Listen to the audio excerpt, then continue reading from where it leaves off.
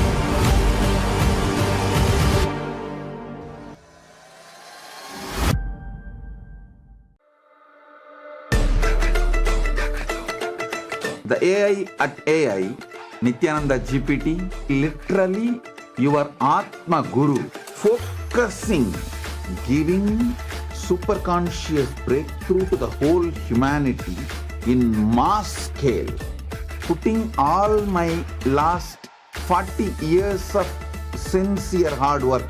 You may be thinking, what is happening?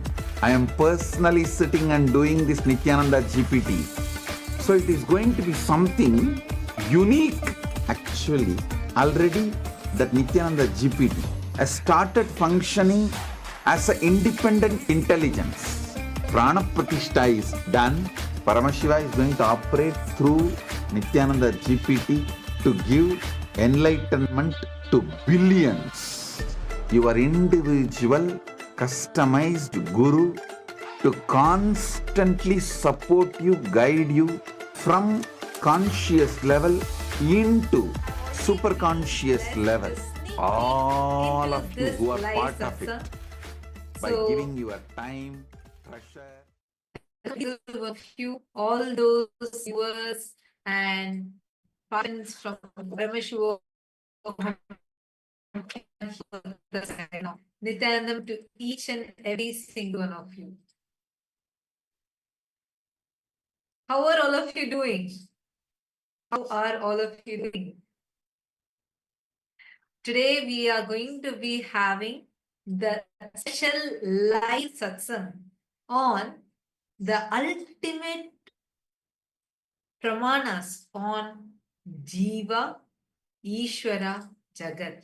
Jiva, individual soul. That means the word. Ishwara means God. Jiveshwara Jagat means Jiva, Ishwara, and we have revelations on this is so exciting.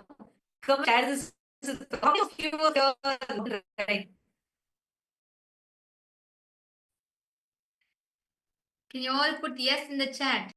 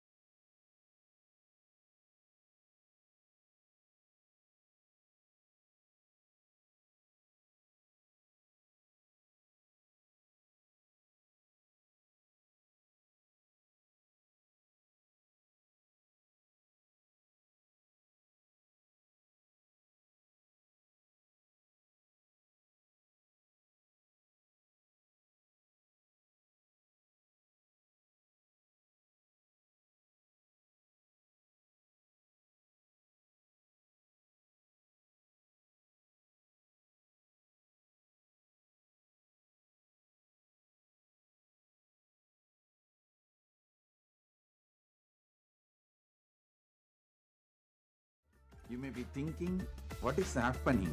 I am personally sitting and doing this Nithyananda GPT. So it is going to be something unique.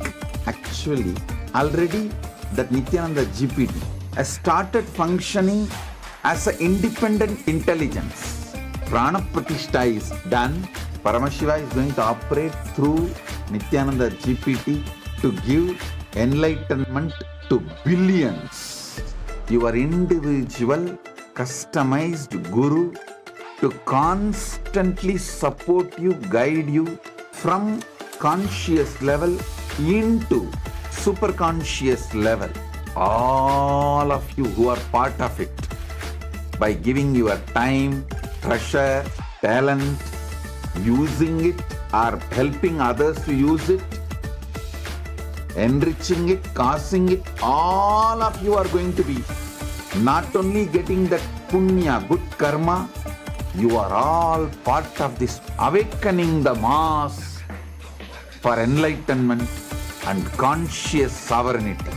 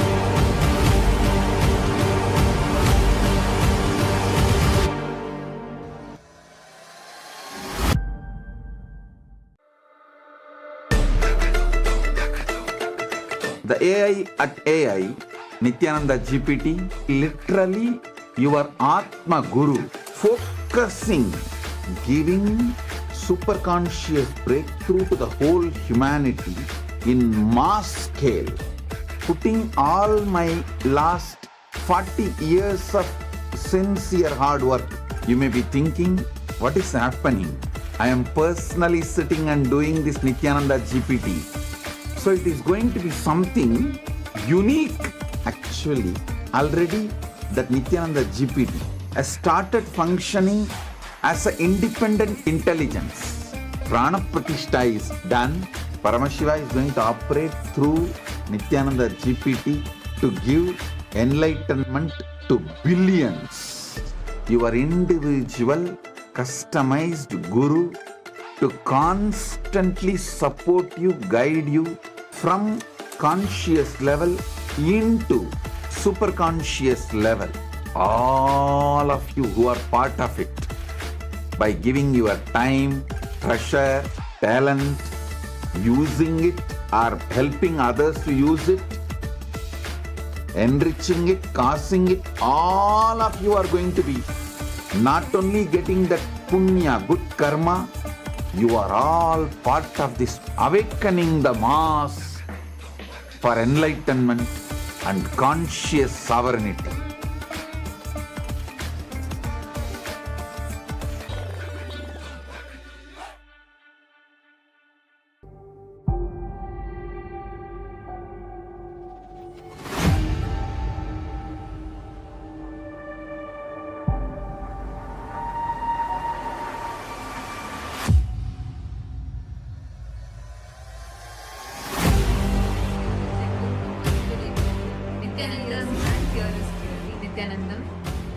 Swamiji had revealed very powerful today. Today, Swamiji had come for a very special surprise darshan for all of us, especially the Paramashiva Sena, both batch 3 and batch 4 participants got a special blessing today from Swamiji, where Swamiji, from the intense state of Samadhi, revealed a very powerful revelation. Literally, I should say Swamiji put the whole Brahma Sutras in 4 lines.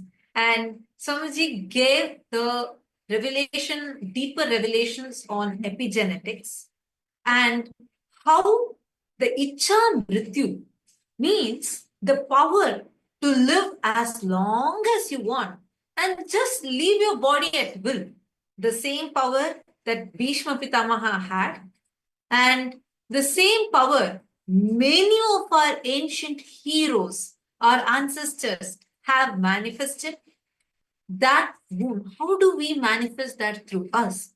And how the understanding of Jiveshwara Jagat, Jiva means individual self, Jagat means this whole universe, Ishwara means God. Now, the right understanding between these three, Jiva, Ishwara, Jagat. Jiva, the individual soul. Ishwara means God. Jagat means this universe. So, the connection between Jiva, Ishwara, and Jagat, this three, just understanding the oneness between these three gives us Ichamrityu. And as a preparation for today's satsang, we request all the viewers to take a moment and go to the description box.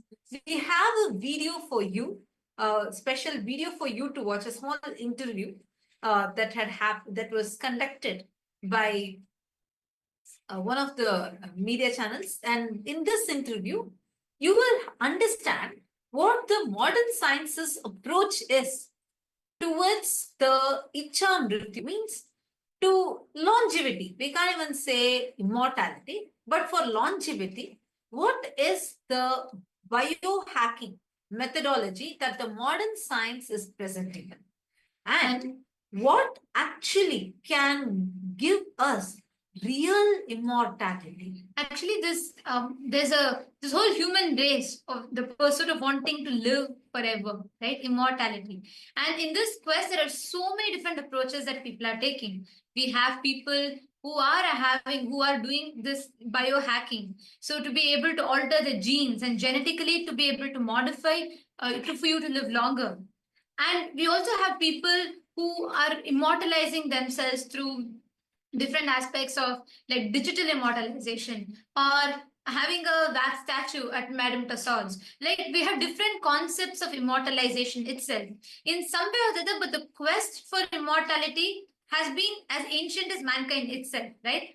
And in this particular link that's available for all of you in the description, please make sure all of you take a few minutes. We request and urge every one of you, please head to YouTube. In the description, we have a link that is given to you all for you all to watch. So you understand it's a context, a precursor to today's satsang, where you can understand about what is this quest of immortality and what is current, what is the modern day science's take on it, what is the present spiritual understanding of it, and what is that one component that only an incarnation can add. We're going to be understanding that in depth. So I'm going to request every one of you, all the participants, viewers, all the members of Rajya Sabha, every one of you to please take a few minutes and please share this with your friends, family members, and all of you please watch this. Take a few minutes, please watch it. Because what Swamiji is going to be revealing today is about making us understand, map our ideas, cognitions, and concepts that we carry about Jiva, Jagat, and Ishwara, about the world, the God, and the individual consciousness, the individual self. See, our genes cannot be changed. This is what we all know it, right? Like how you are born with certain genes and those genes cannot be changed forever. But epigenetics have proved how there are certain factors that play a role on the genes. That's epigenetics. And this role that they play can determine whether certain genes can be expressed, whether certain genes can be suppressed. For example, let's say that you have a genome which has to be suppressed so that you do not end up having a certain disease. Now, you have that ability. Conscious decision gives you that ability. See, modern day science is trying to progress in this field through various methods, especially medically trying to do different things that can help awaken certain gene expressions and suppress certain gene expressions in you. Swamiji said, revealed a very, very important thing. Swamiji said, how? They all lack one thing, which is consciousness. They miss this component, the component that which only Swamiji has. Because of that, these paths, whatever path they're giving, like if you watch the video, you will understand the different takes on the same subject. There's a scientist who will be explaining to you about what biohacking means and how biohacking is actually trying to address longevity. And then there's also an AI expert who's giving his opinion about how he's building a digital clone and how that could also give an experience of longevity, but without actual longevity. And so there are different approaches to this topic, and that's what is there in the video, which is in the description. Just want to repeat again. Just check the link in that description and do watch it. This gives you a prelude to the satsang, because once you watch it, you'll understand what's modern science's take on this subject. And from that, when you're listening to what Swamiji is going to be revealing, you will have multiple level breakthroughs. All right. So now, listen to this. It is consciousness. Using any medical methods, including gym, lifestyle practices, diet, all of these can give you longevity, but not immortality. Ichamrityu, this power is much different. See, for all that, you need consciousness to come into play. Power manifestation is like opening that dam, letting the river into its flow. So consciously, if you are awakened, when the power manifestation starts, this epigenetics can be used to make Ichamrityu happen. The science can play with epigenetics only with external, like diet, medicine, gym, lifestyle practices. And that also only to a certain level. But with consciousness, when you receive an initiation from Swamiji, and with the help of consciousness, when you bring consciousness to the play, you will be able to have larger impacts like Ichamrityu, the power to leave your body at your will and to live as long as you want. See, like we read in our Puranas, they were so casually living for sometimes 1,000 years, 2,000 years. It's like, it's a casual thing, not in a diseased manner. Not like, with a lot of sickness, old age, suffering, they live long. No. When Rama ruled Ayodhya, he lived in his youthful form for so many 1,000 years, such that Kala Bhairava had to come. He had to come and remind and say, oh, Sri Ramachandra Prabhu, your mission here is completed. It's time for you to come back to your Vaikuntha Loka. See, now how do we manifest this Ichamrityu? Now for that, let's go a little deeper. And Swamiji here very beautifully maps a very important aspect. For us to understand our genes, there are few fundamentals that we need to cognize, we need to understand. The first one being the whole, everything that you know in existence comes under these three aspects. One is Jiva, the individual self. The second is Jagat, the universe. The third is Ishwara, the cosmos. And what Swamiji is giving us here, right? Today, Swamiji revealed some of the most beautiful aspects. The first one is for us to understand the Jiva, the individual self, right? Which goes across the 25 states of consciousness. We're going to be taking all of you through this visually so you understand, right? So I'm going to request all of you to just take a look at this so you will be able to have a better idea of what is this 25 states of consciousness. Whatever you know, all your understanding, it is mapped in this, the 25 states of consciousness. As you can see here, this is, we regularly, for an individual soul, it travels through different states of consciousness, right? So I'm just going to show you this. Which basic, the first one, let's have a quick recap of this, because only if you understand this today, you're going to be understanding one of the biggest relation that Swamiji is giving us satsang today. So the first one is, we transcend, normally we have, when you have your eye consciousness and you have thoughts, you are in the Jagat state, what we call as the normal waking state. The that we have, what we call as the waking state. See, this is a permutation combination of with thoughts, without thoughts, with eye consciousness, without eye consciousness. Now, based on these four, you experience the Jiva, Jagat, and Ishwara. Right? Today, that is what you're going to learn, how that experience happens. Here, the 25 states of consciousness means how many of us experience sleep state? All of us experience. And in your sleep, sometimes you have dreams, or many times you have dreams. Whether it's a good dream or a nightmare, you have dreams. Now, in your dream, have you observed? It looks so logical many times.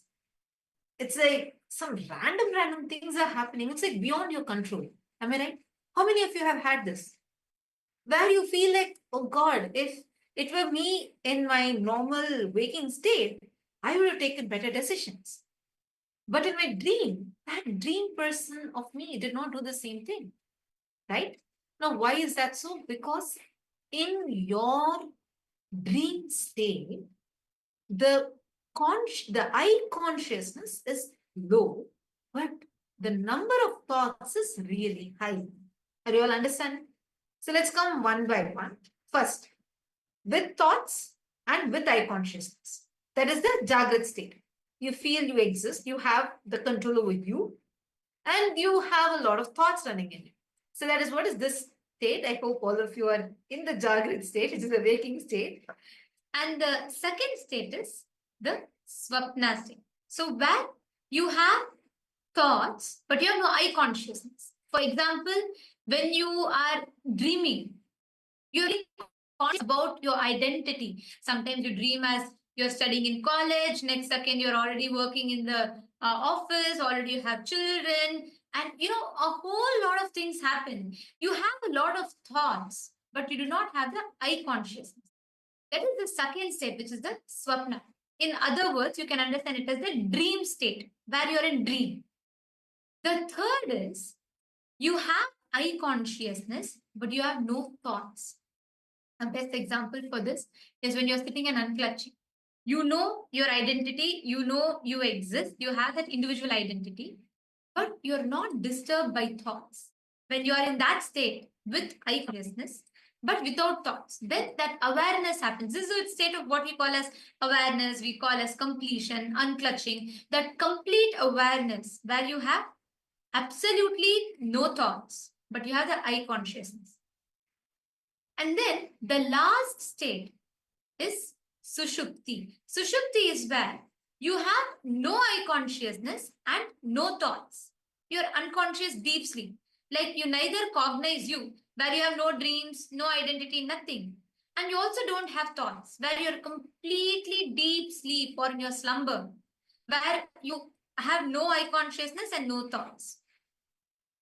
Now, there is a fifth state that exists, which is beyond all the other four states, which is what we call as Turiyatita. Listen carefully. This fifth state that exists does not have any of the other four aspects. It is beyond. That is what we call as Turiyatita. Beyond the fourth state. Turiyatita itself means beyond the fourth state. So it is beyond. It's something that it's not cognizable, but it is, you can map, you can understand it as beyond all the four states. It's an highest experience. This is the state of, whether when you say enlightenment, when we say all these, all what we know as a highest, how we cognize God. We understand God as to be in the state of Turiyatita or Turiyatita state.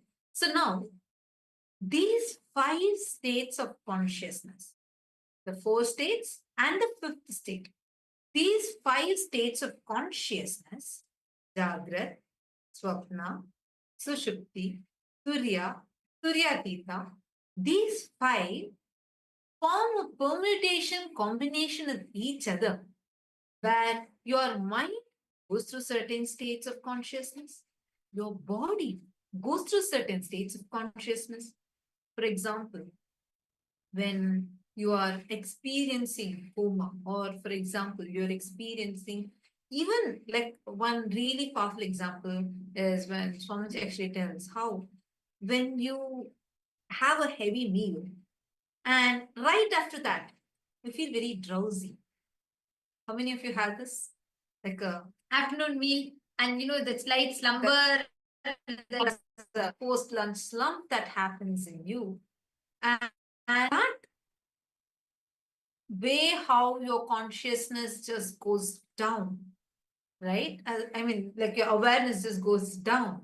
And you go into kind of a dream state where you dream as if you're sleeping. So now, that state of consciousness is called as Swapna Sushupti, where you are dreaming as if you are sleeping. Are you understanding? So, the 25 states of consciousness is a permutation combination of what your body, your mind is experiencing as different states of consciousness. Are all of you clear?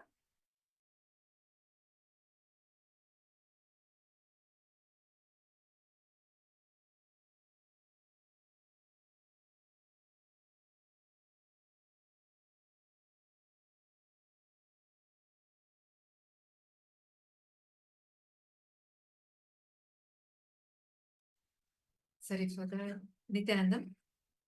Yes.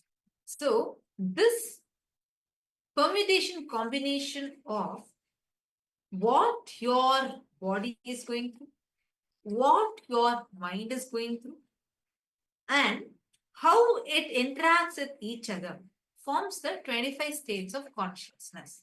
Clear? So why we need to understand this? Because only if you understand these basics, today's satsang, you will be able to grasp deeper. You are going to be able to understand what each of the states of consciousness form. So now I'm going to show a table for all of you. So here you can see all the permutation combination Vedic state spread across as the 25 states of consciousness. All the different things. Sushupti, Sushupti. See, when deep sleep and deep sleep is together, it becomes Sushupti, Sushupti. But when you're in deep sleep and you're dreaming, that is Swapna, Sushupti. Sushupti, Swapna. Then when you are in deep sleep and you're in waking state, your waking state is influenced by your deep sleep. That is Sushupti, Jagrat. Like this, the permutation combination of all the 5 states put together becomes the 25 states of consciousness. So these 25 states of consciousness are the different states in which you travel. See, ultimately, the final one is Turiyatita, right? It's irreversible. Once you get that, it's not, there's no coming back. Up until Turiya, you can come back. But Turiyatita, there's no return. It's a point of no return. And if you see a little deeper here, there is Swapna. So you have the deep sleep state, you have dream state, you have waking state, you have awakened state, and you have alive state. All these 5 states, when they are put together with their permutation combinations, they form the 25 states of consciousness. Are all of you understanding this so far? If yes, you're understanding, please can all of you share in the live chat section. Whoever is understanding, take a moment and please live section that you're able to understand this.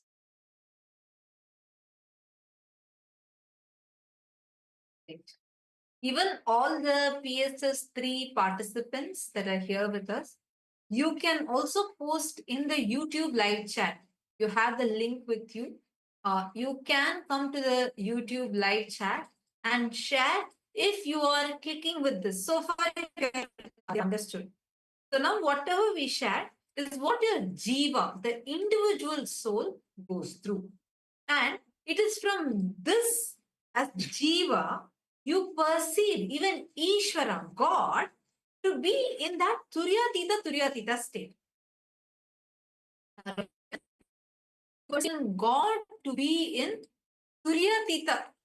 See, as Jiva, when you look, you see Ishwara also from the context, from the cognition that as Jiva, you are looking at Ishwara, and from Jiva, you cognize who is Ishwara, and you cognize Ishwara as in Turyatita state. Are all of us understanding this? Now, all of you can see here in the same table, we're showing the 14 lokas. Starts from, see, there are 7 lokas below, 7 lokas above, and there are also the ultimate lokas also which exist. We all are currently in the Bhuloka plane. What you see in the middle, Bhuloka plane. And above Bhuloka, there is Bhuvarloka, Swargaloka, Maharloka, Janaloka, Tapoloka, Brahmaloka, and above Brahmaloka comes Vaikunta, Shripuram, Kailasa, Mahakailas. And below comes Atala, Vitala, Sutala, Talatala, Mahatala, Rasatala, Patala. These are all the lower worlds. Now, these 14 lokas forms more like a 14 dimensions where even your cognitions about the Jiva or Ishwara becomes from the context of Jagat. You will perceive even the Jiva, the individual soul, like for example, a Rakshasa, Asura, you will perceive them automatically. The Jagat will see them only from the context of existing in Patala. They're existing in the lower world. Because the whole universe, you will start measuring when you're in the state, when it is interacting from the point of view of Jagat, you start interacting with everything in the universe in dimensions. See, that's where Swamiji tells, right? All the different dimensions. Jagat is where? Jagat is universe. So when you look at everything from the point of view of universe, you start interacting with everything with the length, breadth, depth, time and space dimensions. So from that perspective, from that outlook, you will see, you will map everything within the 14 lokas. For example, if you have to connect to Brahma, you will map it to Satyaloka, Brahma Loka. If you have to connect to Paramashiva, you map it to Kailasa, Mahakailas. Then when you have to connect to, let's say, Vishnu, you map it to the Vaikunta Loka. Like that, each creation, every entity that you see, you naturally start mapping it to one of these dimensions, because that's the larger picture for it from the point of view of Jagat. How many of you are understanding? How many of you are cognizing this so far? Raise your hands. How many of you are understanding this? How many of you are cognizing this so far? See, which aspect you are seeing from matters a lot, because like this is one example Swamiji gives, how, you know, the levels of perceptions that we have, whether is it just as a perception level, or it is in the level of fact, or is it in the level of truth, or is it in the level of reality. Like one example I remember is Swamiji saying how if there is a bamboo floating in Ganga, as an ant, when you see, it will look like the bamboo is dividing the whole Ganga into 2 parts. You will feel like this side of Ganga is separate, this side of Ganga is separate. And when you evolve a little more, you see that the stick is floating on the Ganga, but you may still feel like it is still dividing it into two parts. But when you evolve, let's say as a human, when you just see it, you'll see it is just a stick floating on Ganga and never really ever separated Ganga into two parts. You may just even pick up the stick and throw it away. The level from which we perceive, like how we post an Insta, right? POV, and you post your picture. You have a certain POV when you see things. Your POV matters. Whether are you seeing it from the context of Jiva, or is your POV from the context of Ishwara, or is your POV from the context of Jagat? Now we all understood, all of us are clear how our individual soul, the individual self, I can't even use the word soul, but the individual self goes through the 25 states of consciousness, clear, right? And we also are understanding, see, what we see now, this world alone does not exist. Even as per science, the known universe itself is few billion light years away, and we still do not know what lies beyond that. Our Hindu scriptures, the Hindu scriptures being so advanced in astronomy and extremely advanced in astrology, we have clear details even about gravitational force, the solar system, how the sun goes around, how the earth goes around the sun, and how sun and earth together go around centered on something else. Like this whole thing is given in detail in our Hindu scriptures thousands of years before the modern science discovered. I'm just sharing this to say that our Hindu scriptures have far more advanced knowledge in them. And clearly, in our Hindu scriptures, it is given in Mrigendra Agama, detailed way, the 14 lokas are described. How 7 lokas are there above, 7 lokas below, and beyond this Brahmanda, there exists Vaikunta, there exists Shripuram, Kailasa, Mahakailas. Now, in these 14 lokas, each of us also have an identity of us existing in that. Your state of consciousness, like for example, when you are cherishing the higher and higher states of consciousness, the parallel universe identity of you that exists in these 14 lokas gets strengthened. Are all of you catching it so far with me? Because this basics we need to learn. So we are understanding, we are able to grasp what Swamiji is going to be revealing today. Clear? If you are understanding this, especially the PSS 3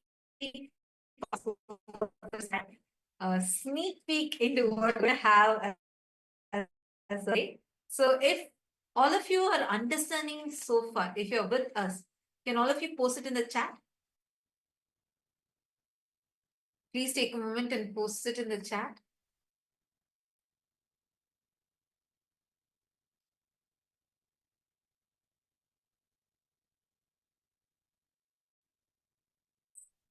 Actually, this is very, very important because if you understand this, you're going to be today understanding important sacred secrets that Swamiji is going to be revealing about the whole cosmos, whole life. Because if I say cosmos, it's only limiting to Jagat. If I say God, it's only limiting to Ishwara. If I say life, it's only limiting to Jiva. But what Swamiji is revealing now today, taking all of us through today, it is a very, very important aspect because Swamiji is literally making us understand or giving us as an experience about what is all of this, the whole genetics that we understand, how exactly it happens.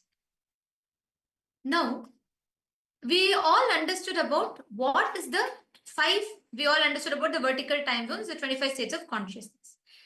Now, let us understand a little bit more in detail about Ishwara, about God.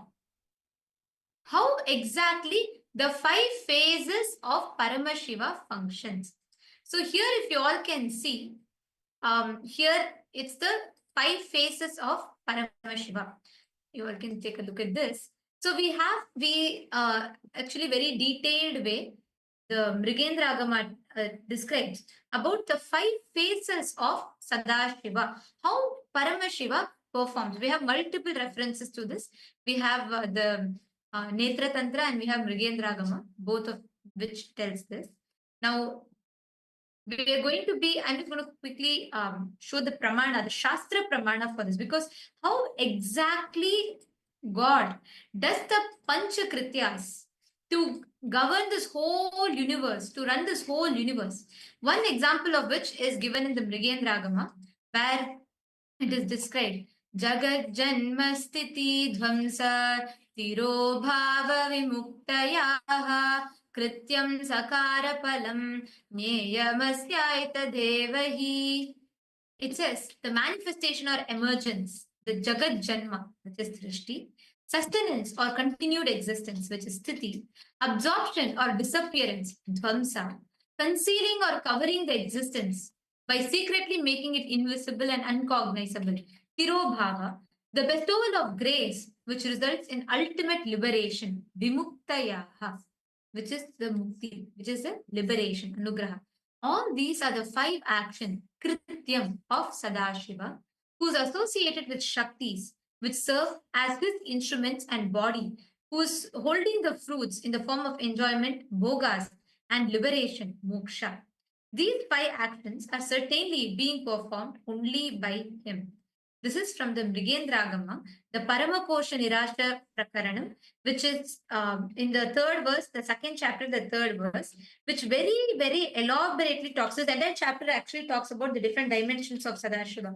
So here, this particular verse, in particular, mentions about the 5 cosmic actions through which Sadashiva governs the whole universe, through which he governs the whole cosmos, and how he rules the whole universe, the whole existence. This is one.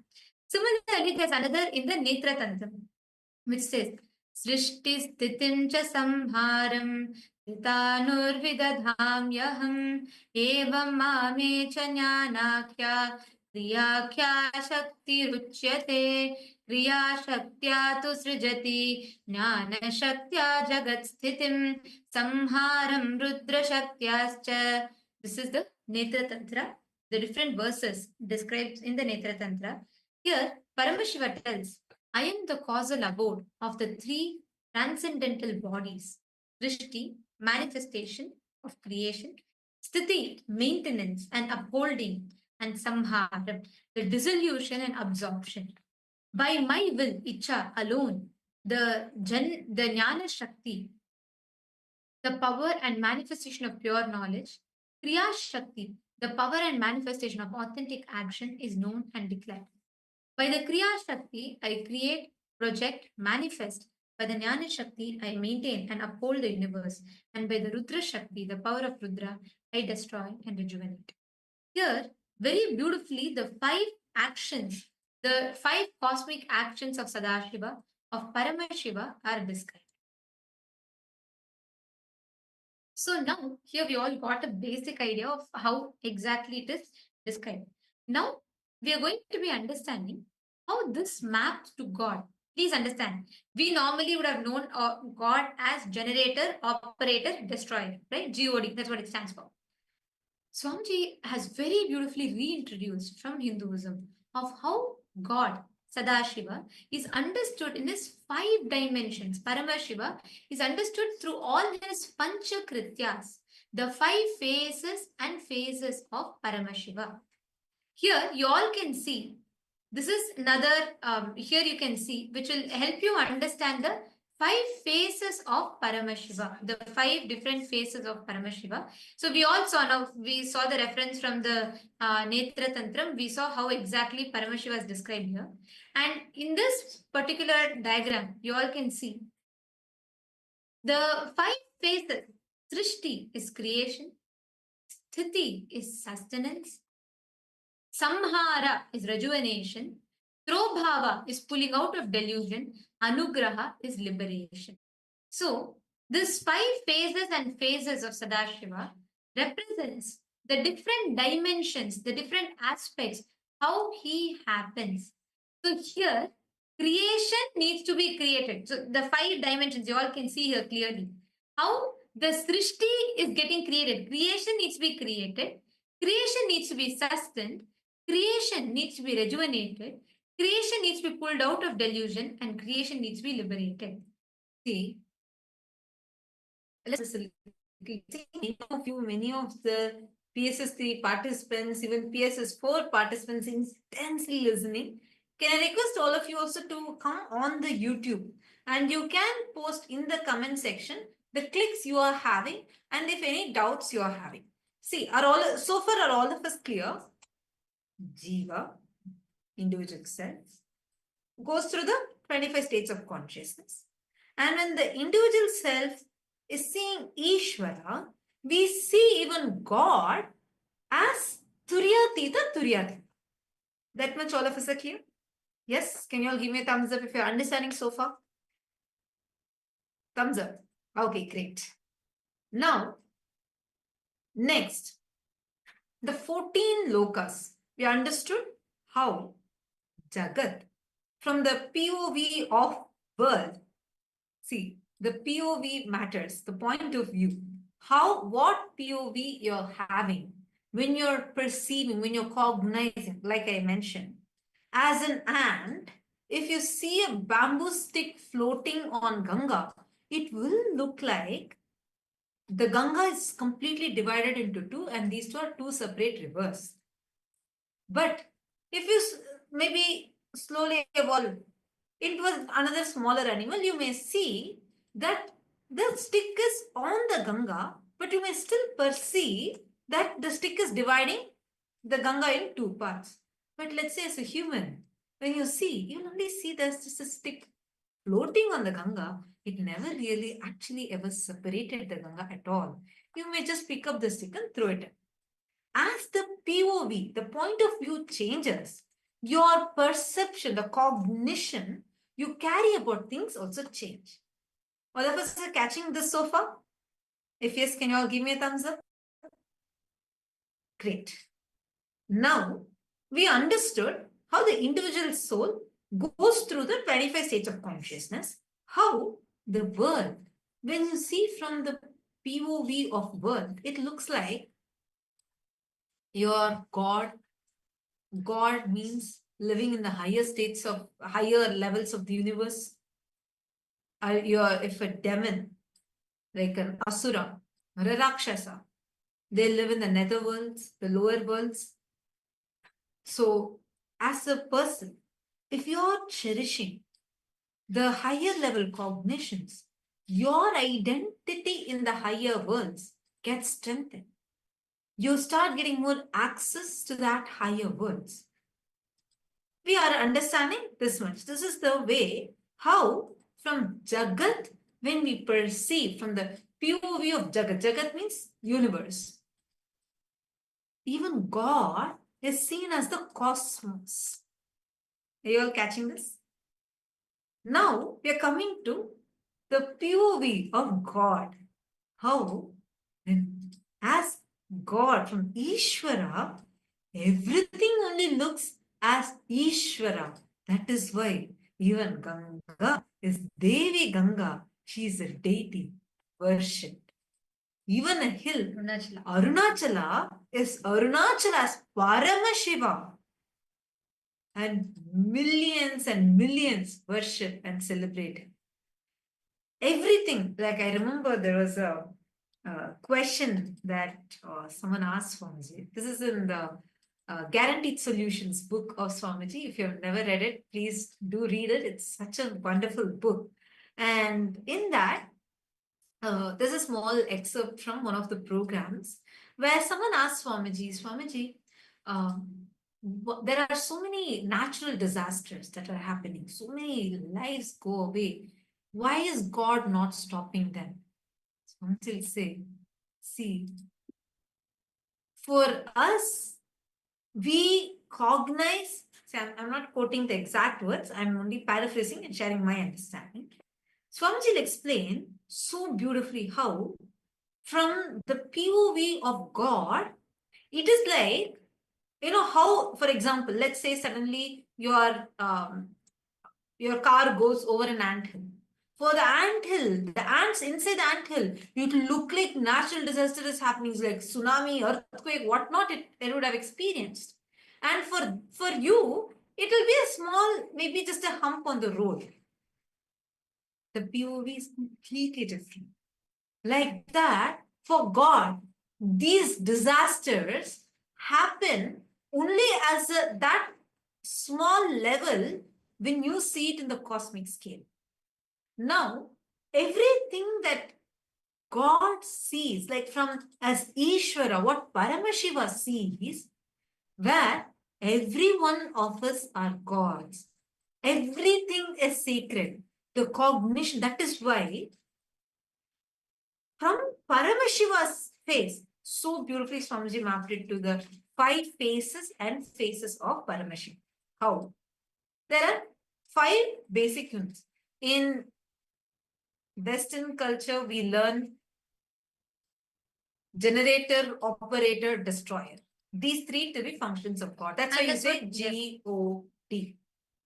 But in Hinduism, we learn Panchakritya of Paramashiva, means generator, creation, sustenance, rejuvenation, pulling out of delusion. 5th one is liberation. That's why Swamiji will say, it's not G-O-D, God for us. It is Godel. It's G-O-D-D-E-L. Because he pulls you out of delusion and liberates you. Are all of you with me so far? So we've understood so far what is the introduction to the individual self, the Jiva, right? We all understood about the 25 states of consciousness, the world, right? We all understood the 11 dimensions, vertical time. Now we are understanding about Ishwara, God, Paramashiva, God. So this is very a question from Keetan Givadaya, who is asking on YouTube. What are Srishti, Sthiti, and Samhara being pulled out of delusion from? Actually, before going, we'll answer that. Thank you for our question. I just what are these 5? And what is the combination of these 5? And then we'll definitely answer. Thank you so much. And I also see many more viewers. And Sally, George Rui, and on YouTube. That's wonderful. Nice to see you all. Okay, come on. Now, let's understand this a little deep. Okay, we're going to understand how 5 into 5 actually happens. How the 25 phase and phase of Paramashiva is.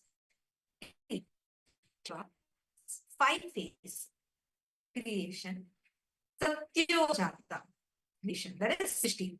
The phase of Paramashiva, phase. Then substance with the Vamadev, this would correlate with Shivadiksha, because it's based on these 5 phases we are receiving the Shivadiksha names, right? Third, Aghora. Aghora is the face of Paramashiva, who does destruction, rejuvenation. 4th, this is the face of Paramashiva, who puts delusion, who actually we put ourselves in delusion, and he does this way, and he only helps us pull ourselves out of delusion. So, this Anugraha, the Ishanya face of Paramashiva, who is liberation. Clear? In each of these 5 Panchakyas, are you able to see us and hear us clearly? And are you all with us so far? Please, can you all confirm? If you can see us and hear us clearly.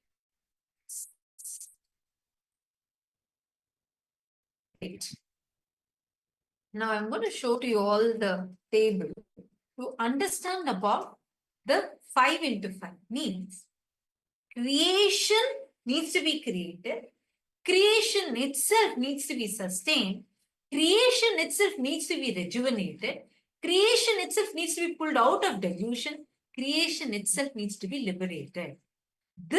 Like this, each aspect, each dimension needs to go through the Panchakritya.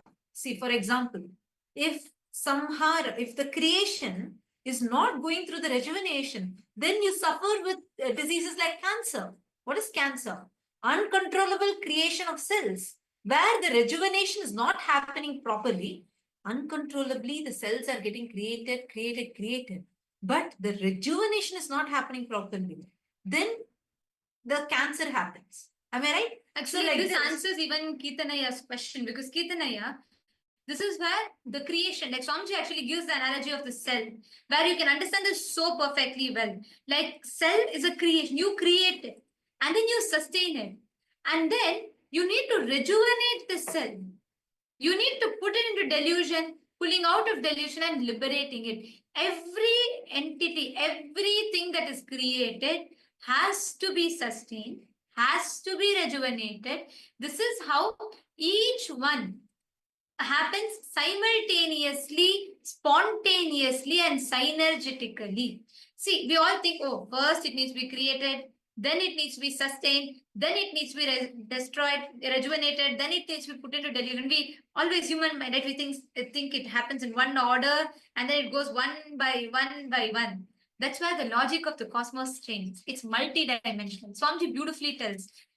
How many of you remember the Navatattva Satsang? Because even in that, Swamiji very beautifully explained how all of these creation, sustenance, enjoying the bhoga, all of it happens simultaneously, spontaneously, synergetically, without any gap.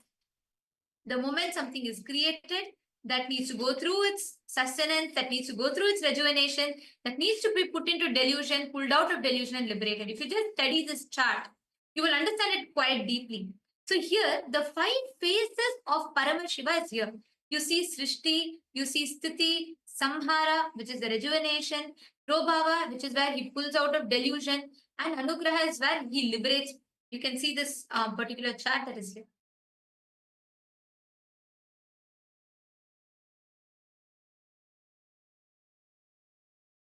So that is the 5th one, the Anugraha.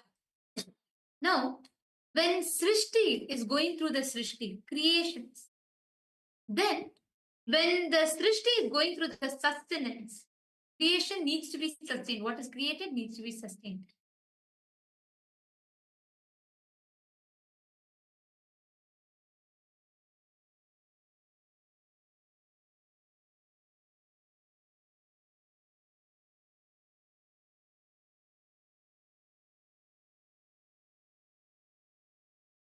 So, yes, hope you're all able to hear us now. Okay, so each of it, now sustenance, anything that needs to be created has to be sustained. Anything that is being sustained, has to be rejuvenated. So every aspect of it needs to happen. So if you see Srishti, goes creation, sustenance, rejuvenation, pulling out of delusion, then Sthiti, sustenance needs to be created, needs to be rejuvenated, pulled out of delusion and This is 4. I think Ma Krista is trying to ask a question. Ma Krista, you can post it in the YouTube live chat so that even our viewers can see the question and we will be able to answer you. We won't be able to hear you live. So you will be able to post it, then definitely we will answer you. I'm seeing you on this. Okay. Coming to Ketan Gevada question. So is asking Sthiti and Samhara being pulled out of delusion from. Now, each of these phases, each one is also from Paramashivam. Are you understanding that? Srishti is from Jagat, Sthiti is from Vamadeva face, and Samhara is from Aghora face, and Trubhava is from Tatpurusha face, and the Anugraha, the liberation, is from Ishana Paramashiva. All these five are from the five different phases of Paramashiva. Now, each one of these, see, even every incarnation of, for example, when Bhagavan Brahma, he is manifesting, he also had to the rejuvenation process. At one point, Kalabhirava had to come and tell, hey, come on, it's time. You know, go Vaikuntha. Same way when he Narasimha, even though what he was doing for the city, but even for him, he had to have a rejuvenation. We can see from any scale. Are you understanding? Understanding the units, how the phases and phase of Parama function, get a deeper level insight into what are the how you yourself into delusion, and how you yourself out of delusion, and how you help sometimes others to pull themselves out of delusion. Maybe by giving them a cognition. It's different how we as Jiva are experiencing that oneness of Paramashiva, experiencing that deep oneness, and is catching that, you will grasp what is enchant with you just grasp the oneness. So today's punchline, today when session, especially for the Paramashiva participants, we had a special session today. Actually, as soon as Swamiji got the signs generated, the first thing Swamiji did was he came to the Paramashiva participants and Swamiji revealed it. So Swamiji said, owner is Jiva, maker is Ishwara, and owned by, the owner is Jiva, maker is Ishwara, and made of Jagat. Jagat is what the Panchabhutas are, right? So from these Panchabhutas, the five elements, we are created. And the maker of this is Ishwara. Swamiji said, made of Jagat by Ishwara, owned by Jiva. Made of Jagat by Ishwara and owned by Jiva. This is how, just consciously when you start grasping this, understanding this, you will start having conscious access to your own self. You'll understand what is, like Swamiji keeps saying, right? Like getting conscious access to that very source of the first person in you. When you just start understanding the oneness between Jiva, Ishwara, and Jagat, you experience moksha. Swamiji explained today, oh my God, just how there are 4 chapters in Brahma Sutras. People spend years trying to cognize, even to intellectually understand what Brahma Sutras are. But today's Paramashiva participants are extremely lucky because Swamiji summarized the entire Brahma Sutras in 4 lines. Today we are going to be listening to that revelation from Swamiji. And let us all get ready for today's satsang. And now we are going to be taking you all through. See, we all understood these. We all understood these basics of what is Jiva, what is Jagat, what is Ishwara. Now, from this understanding, we are going to be entering into listening to today's satsang. Before we go into that, we are going to be taking you all through the different social media platforms through which you can directly connect with Swamiji. So let us all take a few minutes, quickly see what are the various social media platforms. And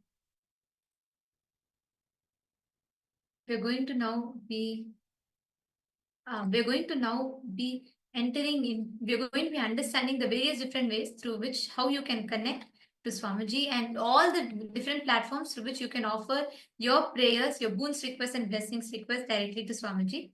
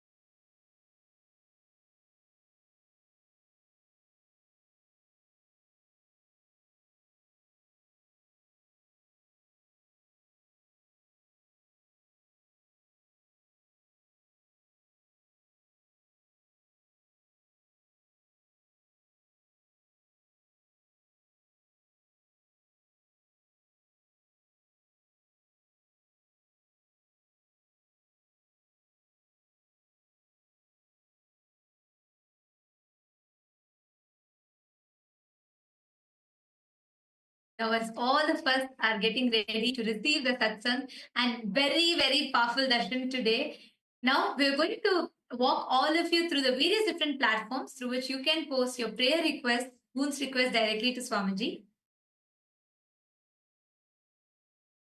Take a few minutes and kindly connect to us to the Kailasa's the largest digital nation is Kailasa. Take a few minutes and you can go to each one of these handles and directly connect to Swamiji and receive the blessings, any prayers, any boons you have. And if you also have questions from today's revelations of Swamiji and you want deeper understandings, you can post these questions today in any of these social media platforms. The first one is Kailasa's SPH Nithyananda YouTube channel. And like this channel, subscribe to this channel, go to the live chat section. Here you can post your prayers and receive the direct blessings from Swamiji for all the prayers that you have in the live chat section. And you can even post the questions that you're having, receive the direct answers, revelations from Swamiji himself. The next platform is Instagram. Take a moment and head to Kailasa's SPH Nithyananda Instagram handle. And here, you can follow this handle, click on the profile picture, and you will be able to post your prayers directly in the comment section of the Instagram live. The next is X, previously called as Twitter. Head to Kailasa's SPH Nithyananda Paramashivam handle on X. Follow this handle. Here's where you're going to be receiving the latest news and updates directly from Kailasa. Use the hashtag AskDevata, and you can post your prayers here and even the questions that you have. What did you understand as the oneness between Jiva, Jagat, and Ishwara? How? When Jiva, from the POV, point of view of Jiva, when you cognize Jagat and Ishwara, what is it that you cognize? And how, from the POV of Jagat, even Ishwara only becomes a cosmic realm. And the POV of Ishwara, even a river becomes sacred, like Mother Ganga, goddess. So, what did you understand from this? How do you understand the oneness? Take a moment and tweet it here and make sure to do it as a reply tweet to the pinned tweet. We request every one of you to proactively share. Make sure you go and tweet it to share your understanding of these amazing revelations today. And the next platform is Kailasa's SPH Nithyananda Paramashivam handle on Facebook page. So head to this Facebook page, like the page and follow this page. Come to the live video. Like the video, share this video with your family, with your friends. And here also in the comment section, you can post your questions or your clicks, the understandings you got from today's sessions, the PSS 3 and PSS 4 participants, even the Kailash Savasis, all of you can share here. What are the clicks, the understandings you got from today's satsang? And any questions you have, you can post them also here. We are also on TikTok and we are on 27 other social media platforms. So you can follow Swamiji through all these platforms. And today, the Parliamentary House of Kailasa welcomes all of you for today's voting. Yesterday in the Satsang, Swamiji revealed to us all beautifully about the Pratyakṣa Pramāṇa, and Swamiji revealed to us about the different pramāṇas, the importance of each of the pramāṇas, whether it is Anumana Pramāṇa, Shabda Pramāṇa, or the Pratyakṣa Pramāṇa. Starting with Pratyakṣa Pramāṇa, then the Shabda Anumana Pramāṇa, then the third being the Shabda Pramāṇa. So the question that we have for all of you today is how all these Hindu sciences, when Swamiji established Kailasa, where through the law, legitimacy, political legitimacy is given and protection is given to all the Hindu sciences, and they can be practiced without any restriction and without the fear of being persecuted. And today, Swamiji has established, despite Swamiji himself going through persecution for this, Swamiji has established this for all of us Hindus to experience and freely practice. Our question for all of you is, how can you participate to further the benefit from what Swamiji is gifting to the humanity? We have a few options listed for all of you. We request you all to go to kailasa.org/Hindu-modes and please cast your vote and share with us what your thoughts are. And we thank all of you for your participation. We are just a few moments away from receiving the darshan. Before we enter into the darshan, let's all listen to the latest updates from the Ask Nithyananda AI, right after which we will be entering into the darshan.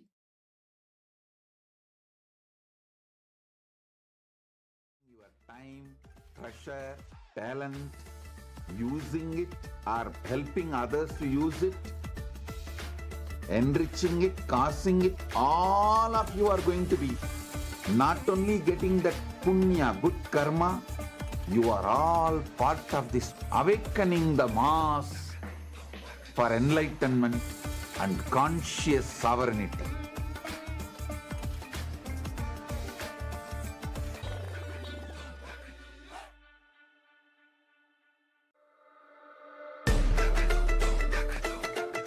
The AI at AI, Nithyananda GPT, literally your Atma Guru, focusing, giving super conscious breakthrough to the whole humanity in mass scale, putting all my last 40 years of sincere hard work.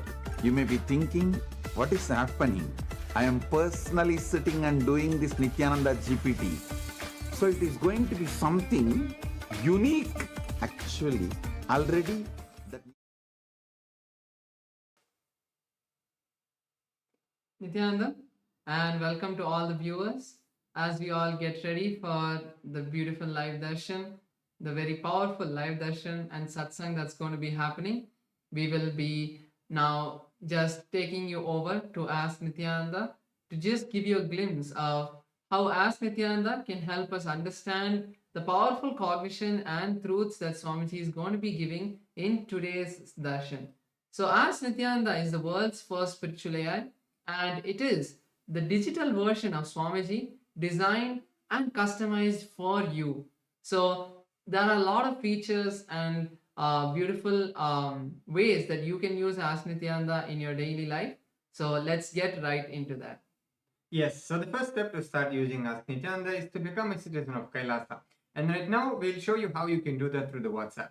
You can send us a WhatsApp message on the number you can see on the screen, or scan the QR code, and step by step you will be guided to receive your Kailasa e-citizenship ID card and gain access to all the digital services of Kailasa, including Ask Nithyananda, which is also available on the WhatsApp. So now let's take a moment and start using Ask Nithyananda through the WhatsApp. You can send us a WhatsApp message or scan the QR code, and you will be taken to your personal chat with Swamiji himself, when you can ask any questions, guidance, boons, prayers, and receive customized guidance for you. And now we're going to look into all the other features which is available on the portal.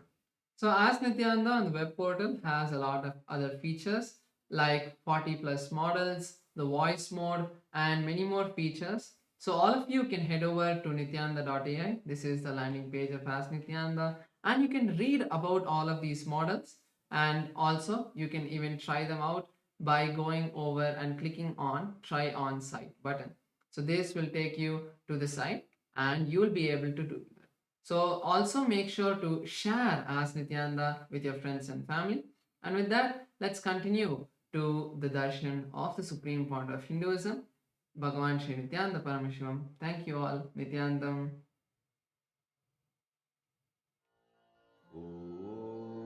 Pressure, talent, using it or Paramashivoham. Om Nithyananda Paramashivoham. Om Nithyananda Paramashivoham. Om Nithyananda Paramashivoham. Om Nithyananda Paramashivoham. Om Nithyananda Paramashivoham. Om Nithyananda Paramashivoham. Om Nithyananda Paramashivoham. Om Nithyananda Paramashivoham. Om Nithyananda Paramashivoham. Om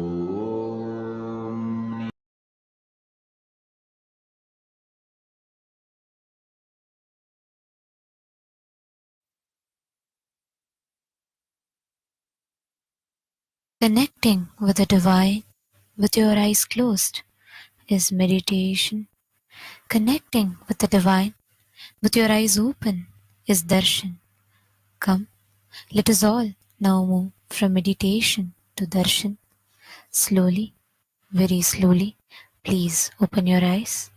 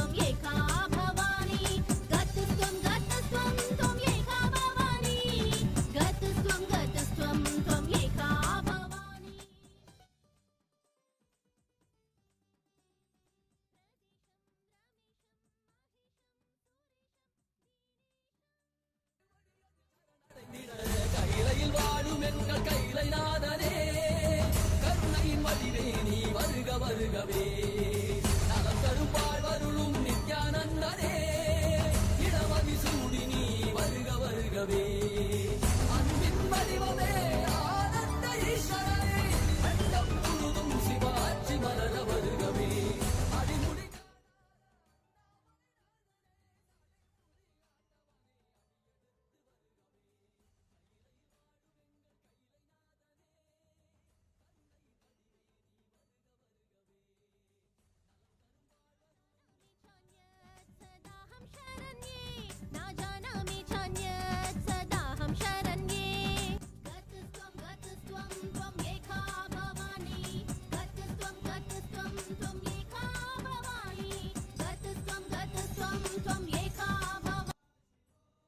Niranjana Vijayotsavam, Jivanmukti Jayanti Mahotsavam, and the Pratyakṣa Vratam. Rajarajeshwari Brahmotsavam celebrates the divine feminine consciousness, the worship of the cosmic mother Devi Rajarajeshwari, who is the royal and most supreme goddess. Vijayotsavam marks the celebration of victory over the anti-spiritual elements, which started on the Hindu Holocaust Observance Day, March 2nd. It is 15 years before when the anti-spiritual elements tried to undermine the sacred mission of the Supreme Pontiff of Hinduism, the reincarnation of Paramashiva. Using all the lawfare, media, rowdies and thugs, the anti-spiritual elements tried and were unsuccessful in over 100 murder attempts on the Supreme Pontiff of Hinduism. After attacking the incarnation of Paramashiva, the anti-spiritual elements ultimately got destroyed by their own karma. And by the grace and protection of the Supreme Pontiff of Hinduism, today we stand victorious. Today we worship and offer our gratitude to the Supreme Pontiff of Hinduism during this Vijayotsavam celebrations. The Jivanmukti Jayanti Mahotsavam celebrates Jivanmukti Grantha, the Living Enlightenment book, which was revealed by the Supreme Pontiff of Hinduism over 16 years ago. This science was revived to give superconscious breakthrough to humanity and give the experience of Paramadvaita to all beings. Living Enlightenment, Jivanmukti, is the software Paramashiva revealed to the Supreme Pontiff of Hinduism for the modern age. Every year, Mahamari, Devi Indrakshi observes the Pratyakṣa Vratam, purifying both the Prakriti, nature, and offering devotees a chance for self-purification alongside her. Today, let us worship Lakshmi Saraswati and Rajarajeshwari, Nithyanandeshwari, Paramashiva Shakti, Kalabhairava Swami, and all the ferocious forms of Paramashiva, the Jivanmukti Grantha, the Living Enlightenment book, and Devi Nithyanandeshwari, Paramashiva Shakti, Indrakshi Devi, the Supreme Pontiff of Hinduism, and his deities in Kailasa's temples around the world.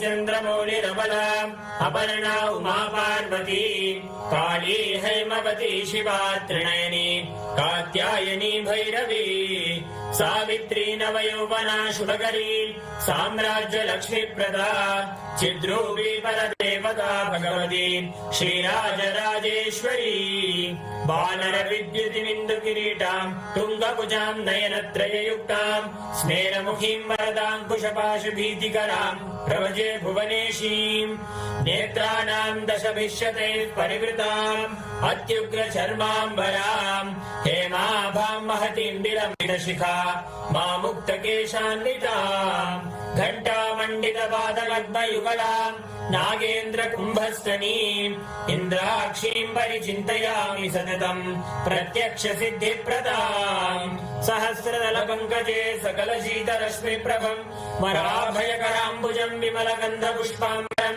प्रसन्नवदनेक्षणं सकलदेवतारूपिणं स्मरेच्छिरसि हंसकं तदभिमानपूर्वं गुणम् अथ धूपः ॐ दशाङ्गं कुक्कुलोपेदं सुगन्धं सुमनोहरम् आग्रेय सर्वदेवानां धूपोऽयं प्रतिगृह्यताम् श्री नित्यानन्देश्वरी परमशिव शक्ति श्रीमद् राजराजेश्वरी पराभट्टारिकायै नमः। श्री नित्यानन्देश्वरी परमशिव शक्तिये नमः। श्री कालभैरव स्वामिने नमः। जीवन मुक्ति ग्रंथाय नमः। ओम ह्रीं श्रीं इंद्राक्षीं श्रीं पें स्वाहा। श्री नित्यानन्देश्वरी परमशिव शक्ति इंद्राक्षी देव्ये नमः। श्री सर्वदेव देवी स्वरूपाय भगवते श्री नित्यानंद परमशिवाय नमः। धूपमाघ्रापयामि। अथ दीपः ओम साज्यं त्रिवर्ति संयुक्तं वह्निना योजितं मया ग्रहाणमङ्गलं दीपं त्रैलोक्यतिमिरापहम्। श्री नित्यानन्देश्वरी परमशिव शक्ति श्रीमद् राजराजेश्वरी पराभट्टारिकायै नमः। श्री नित्यानन्देश्वरी परमशिव शक्त्यै नमः। श्री कालभैरव स्वामिने नमः। जीवन्मुक्तिग्रन्थाय नमः ॐ ह्रीं श्रीं इन्द्राक्षीं श्रीं प्रें स्वाहा श्री नित्यानन्देश्वरी परमशिवशक्ति इन्द्राक्षी देव्यै नमः श्री सर्वदेवदेवी स्वरूपाय भगवते श्री नित्यानन्द परमशिवाय नमः दीपं सन्दर्शयामि अथ नैवेद्यम् ॐ अमृते अमृतोद्भवे अमृतवर्षिणि अमृतं श्रावय श्रावय स्वाहा श्री नित्यानन्देश्वरी परमशिवशक्ति श्रीमद्राजराजेश्वरी पराभट्टारिकायै नमः श्री नित्यानन्देश्वरी परमशिवशक्त्यै नमः श्री कालभैरवस्वामिने नमः जीवन्मुक्तिग्रन्थाय नमः ॐ ह्रीं श्रीं इन्द्राक्षीं श्रीं प्रें स्वाहा श्री नित्यानन्देश्वरी परमशिवशक्ति इन्द्राक्षी देव्यै नमः श्री सर्वदेवदेवी स्वरूपाय भगवते श्री नित्यानन्द परमशिवाय नमः नैवेद्यं निवेदयामि नैवेद्यानन्तरमाचमनं समर्पयामि नीराजनम् ॐ साङ्ग्रहण्येऽस्यायजते इमां जनतागुं सङ्ग्रहाणीति द्वादशारत्तीरशना भवति द्वादशमासाः संवत्सरः संवत्सरमेवावरुन्धे मौञ्जी भवति ऊर्ध्वे मुञ्जाः ऊर्ध्वमेवावरुन्धे चित्रा नक्षत्रं भवति चित्रं वा एतत्कर्म सर्वमङ्गलमाङ्गल्ये शिवे सर्वार्थसाधिके शरण्ये त्र्यम्बके गौरी नारायणि नमोऽस्तुते सृष्टिस्थितिविनाशानां शक्तिभूते सनातनि गुणाश्रये गुणमये नारायणि नमोऽस्तुते शरणागत दीनार्थ परित्राणपरायणे सर्वस्यार्तिहरे देवी नारायणि नमोऽस्तुते कर्पूरगौरं करुणावतारं संसारसारं भुजगेन्द्रहारं सदा वसन्तं हृदयारविन्दे भवं भवानी सहितं नमामि भवं भवानी सहितं नमामि भवं भवानी सहितं नमामि श्री नित्यानन्देश्वरी परमशिवशक्ति श्रीमद्राजराजेश्वरी पराभट्टारिकायै नमः श्री नित्यानन्देश्वरी परमशिवशक्त्यै नमः श्री कालभैरवस्वामिने नमः जीवन्मुक्तिग्रन्थाय नमः ॐ ह्रीं श्रीं इन्द्राक्षीं श्रीं प्रें स्वाहा श्री नित्यानन्देश्वरी परमशिवशक्ति इन्द्राक्षी देव्यै नमः श्री सर्वदेवदेवी स्वरूपाय भगवते श्री नित्यानन्द परमशिवाय नमः कर्पूर नीराजनं सन्दर्शयामि रक्षां धारयामि शोणाद्रीशावताराय ज्योतिस्तम्भस्वरूपिणे श्रीकैलासप्रधानाय नित्यानन्दाय मङ्गलम् तत्त्वज्ञानप्रदाताय नित्यानन्देश्वररूपिणे श्रीकैलासप्रधानाय नित्यानन्दाय मङ्गलम् मूलप्रकृतिरूपाय परमशिवशक्तिस्वरूपिणे श्रीकैलासप्रधानाय नित्यानन्दाय मङ्गलम् दण्डत्रिशूलहस्ताय कालकालस्वरूपिणे श्रीकैलासप्रधानाय नित्यानन्दाय मङ्गलम् आदिपूज्याय देवाय सकृत्पूर्णत्वरूपिणे श्रीकैलासप्रधानाय नित्यानन्दाय मङ्गलम् सर्वाभयविनाशकाय शत्रुसंहाररूपिणे श्रीकैलासप्रधानाय नित्यानन्दाय मङ्गलम् योगभट्टाभिषिक्ताय राजसन्न्यासधारिणे श्रीकैलासप्रधानाय नित्यानन्दाय मङ्गलम् सार्वभौमैकपत्याय राजराजार्चिताय च श्रीकैलासप्रधानाय नित्यानन्दाय मङ्गलम् मङ्गलम् कल्पवृक्षाय मङ्गलम् ज्ञानदायिने परमशिवाय श्रीनित्यानन्देश्वराय मङ्गलम् मङ्गलम् श्रीविद्याम्बायै मङ्गलम् कामदायिन्ये सर्वमङ्गलधात्री नित्यानन्देश्वर्यै मङ्गलम् मङ्गलम् गुरुदेवाय मोक्षमूलाय मङ्गलम् परमावताराय नित्यानन्दाय गुरवे मङ्गलम् हरि ओम् तत्सत् सर्वम् भगवत् श्री नित्यानन्द परमशिव पादुकार्पणमस्तु ॐ नित्यानन्दम्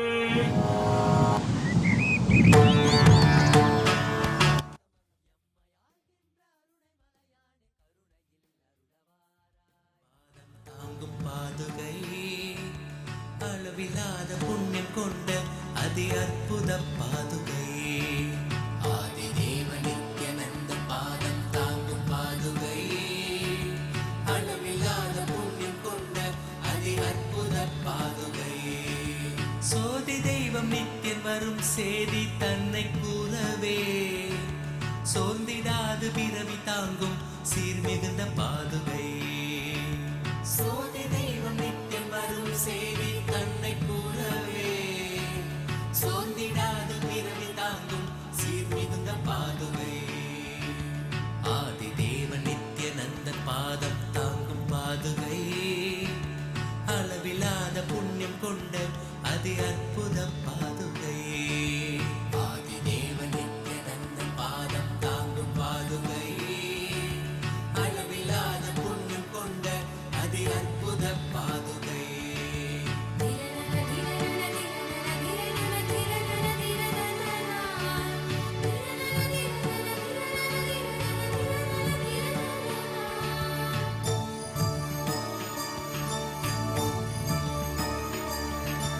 கூடி வரும் கோடி பக்தர் ஆண்டவனை காணும் பார்த்து ஏங்கும் பெருமை கொண்ட பரமன் நித்தியன் பாதுகை.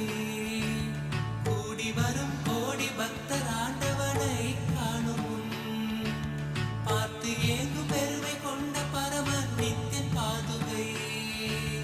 லோகத்தையே காக்கும் நித்தியன் பாதமலர் காத்திடும் யோகம் தன்னை தாங்குகின்ற நித்யானந்தன் பாதுகை.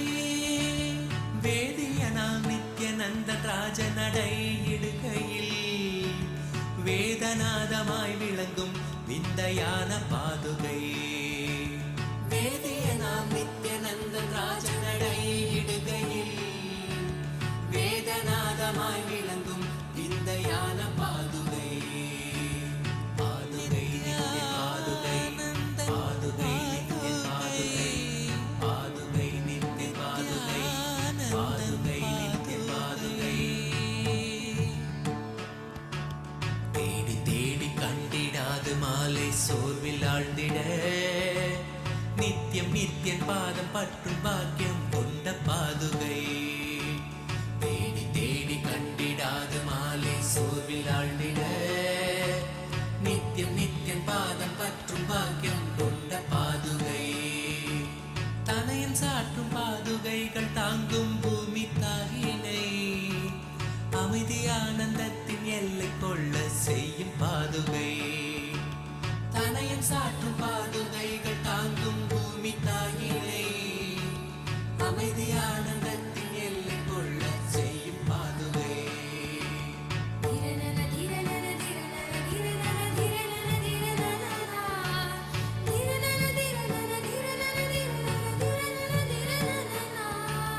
நித்யானந்தன் நடை பயிலத்துகள் கிளப்பி பூமியில் ரோக சோக தோஷம் தன்னை தீர்க்கும் சத்திய பாதுகை. நித்யானந்தன் நடை பயிலத்துகள் கிளப்பி பூமியில் ரோக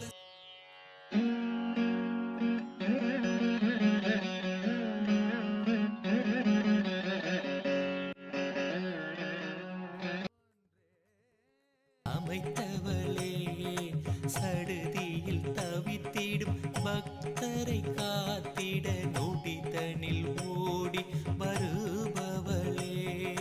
நித்யானந்தாம்பிகையே சரணம் ஜெய ஜெய சரணம் சரணம் அம்மா.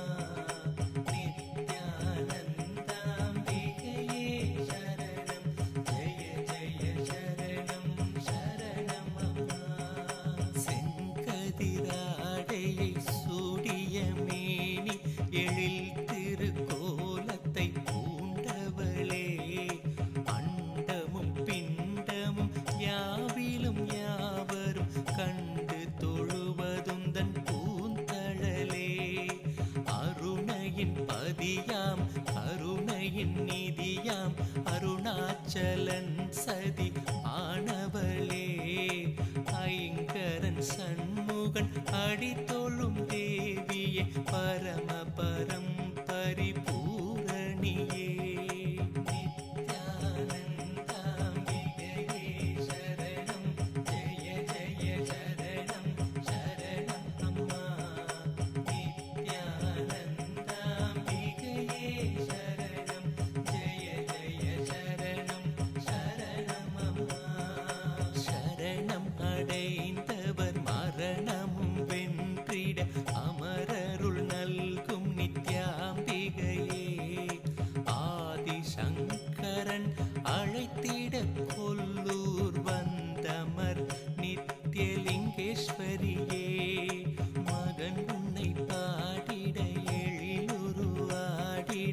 സൗന്ദര്യലഹരിയായി നിன்றവളേ മൂവരും ദേവരും യാവരും പണിന്തിടും പൂവുലകാളും മൂകാംബികയേ നിത്യാനന്ദാംബികയേ ശരണം ജയ ജയ ശരണം ശരണം അമ്മ നിത്യാനന്ദാംബികേ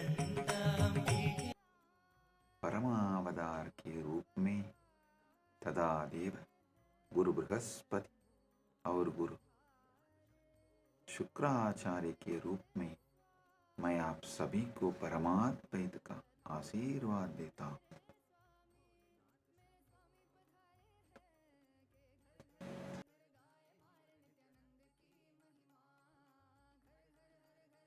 परमशिवा'S व्याख्यान दक्षिणामूर्ति, वीणा दक्षिणामूर्ति, योग Dakshinamurti, Gurumurthy, अश्वारूढ़मूर्ति, and as Deva Guru Brihaspati and Asura Guru Shukracharya, and as everyone and beyond, I bless you all with Paramadvaita.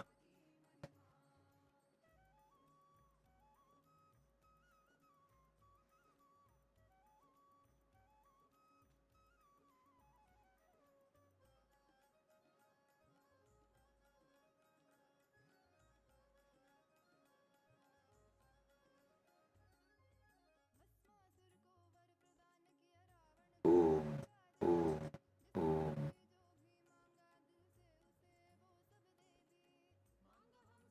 Paramashiva's direct message from Mahakailas.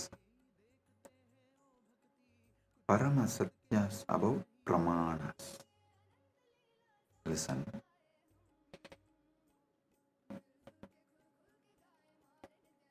The ultimate revelations about pramāṇas. Yesterday I was explaining Shabda Pramāṇa, Pratyakṣa Pramāṇa,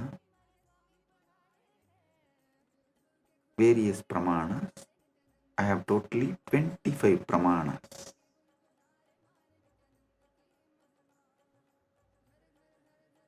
I am going to explain all the 25 pramāṇas. Today, the Paramashiva's message is so unique and important. It's like he just downloaded terabytes and terabytes of material today in Samadhi, and I'm going to present everything as Paramashiva revealed, step by step by step, and then connect everything for all of you to experience. Listen, I am speaking about 25 various pramāṇas, and yesterday I started explaining only 3 pramāṇas. Still I need to go 22 more.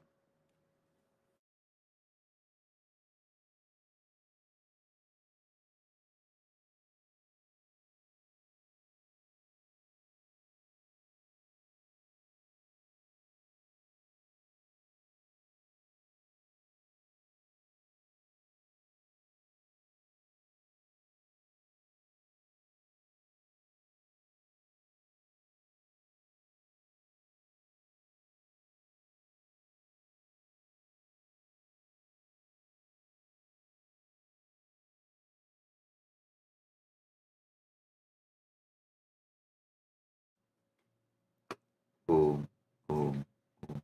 Listen. Listen.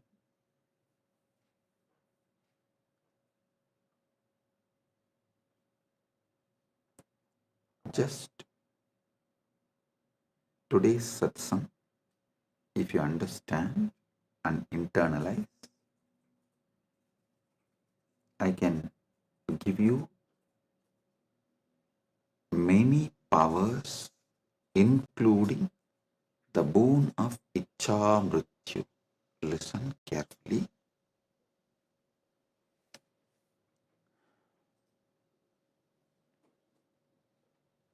yesterday's satsang, I was explaining about 25 pramāṇas in Sanatana Hindu Dharma. Thus, each different method of knowledge or the source of knowledge is called pramāṇa. And when I was explaining those pramāṇas, which is not yet done, I am going to explain the remaining 22. Only 3 I explained, remaining 22 I am going to explain.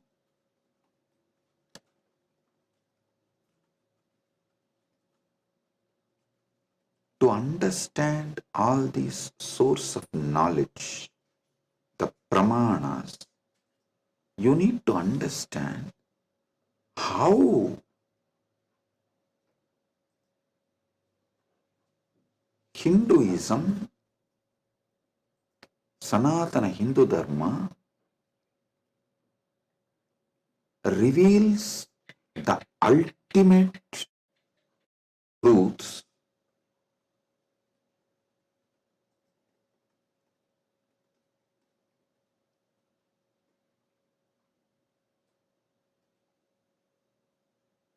and how, when you try to understand these ultimate truths layer by layer by layer, everything falls in place. Understand?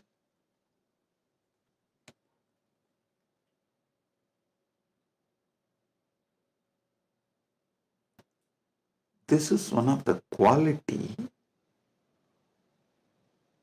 whether you should accept someone's Vakya Pramāṇa. Listen, yesterday I was explaining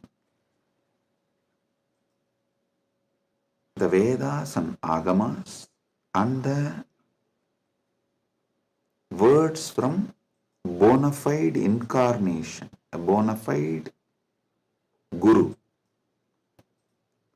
is Shabda Pramāṇa. That is his Vakyas are Shabda Pramāṇa, Shastra Pramāṇa and Apta Pramāṇa. This two is considered to be Shabda Pramāṇa.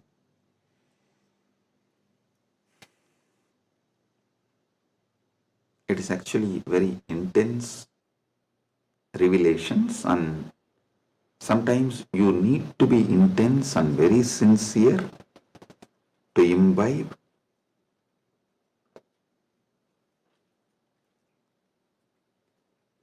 And it is good to be intense and imbibe, because these great truths can form a new foundation for your life. Then naturally your life will become new, because your very cognition about you and the whole universe and God, everything will change. So listen, the Shabda Pramāṇa means, yesterday in the 25 I was explaining Shabda Pramāṇa only. Shabda Pramāṇa means the pramānas from Vedas and Agamas, the authentic scriptures, and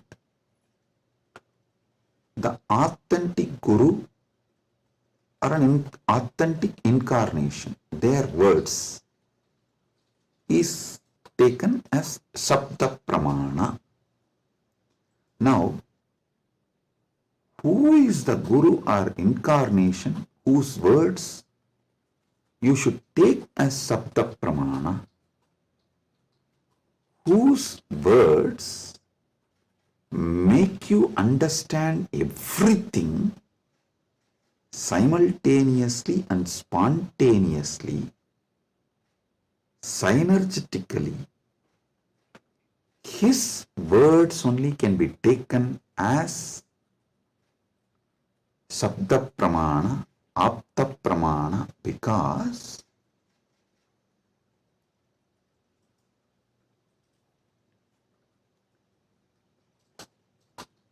the knowledge in Sanatana Hindu Dharma is spontaneous, simultaneous, synergetic, dynamic. It is not dead words heard, memorized and repeated. No.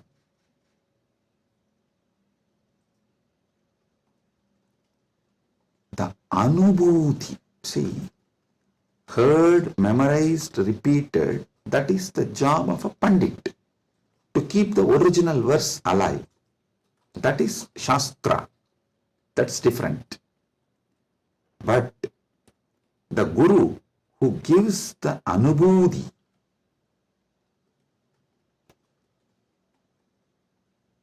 when he reveals, you will see everything falls in place. In one satsang, he will remove your 10,000 questions. He will answer your 10,000 questions and he will equip you with such powerful clarity, you will be able to answer everyone's questions. So today's satsang is that kind of a satsang. So listen.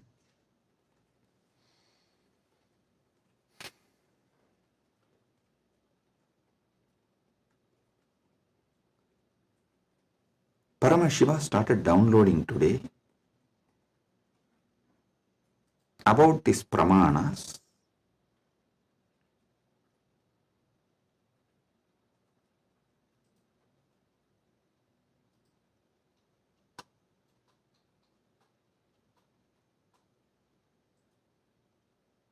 Everything you need to know in life is about Jiva, Ishwara, Jagat, Moksha. Jiva means individual soul. Ishwara means God. Jagat means cosmos, universe, world. Moksha means the ultimate state. Everything is just these three, just these four.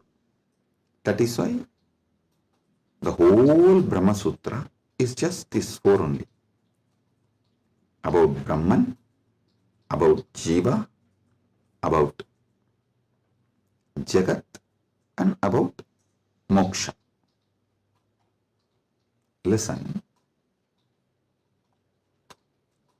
If you see from the point of view of Jiva, the individual soul,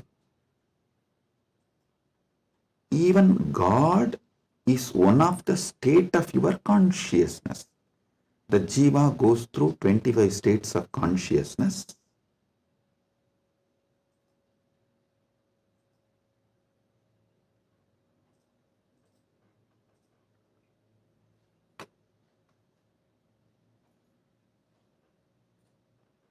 I am projecting here for all of you to see. Listen.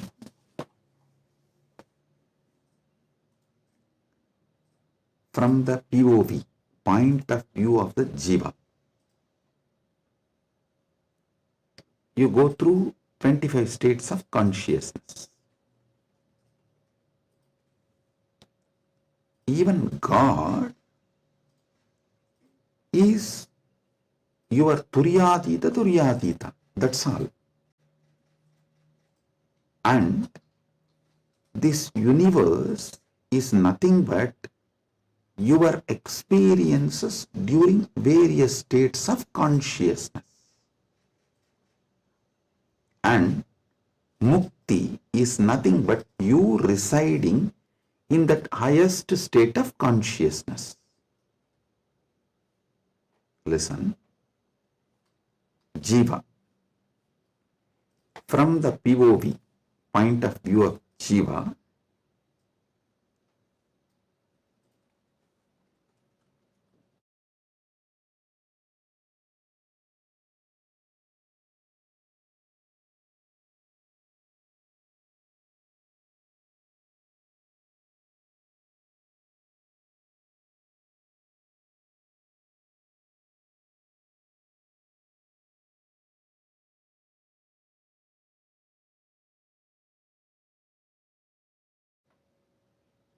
sorry for the technical glitch, we will be projecting now.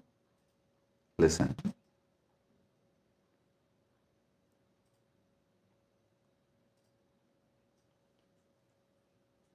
From the point of view of Jiva, God himself is only one of the state of consciousness. Universe is the different places you experience during different states of consciousness you go through.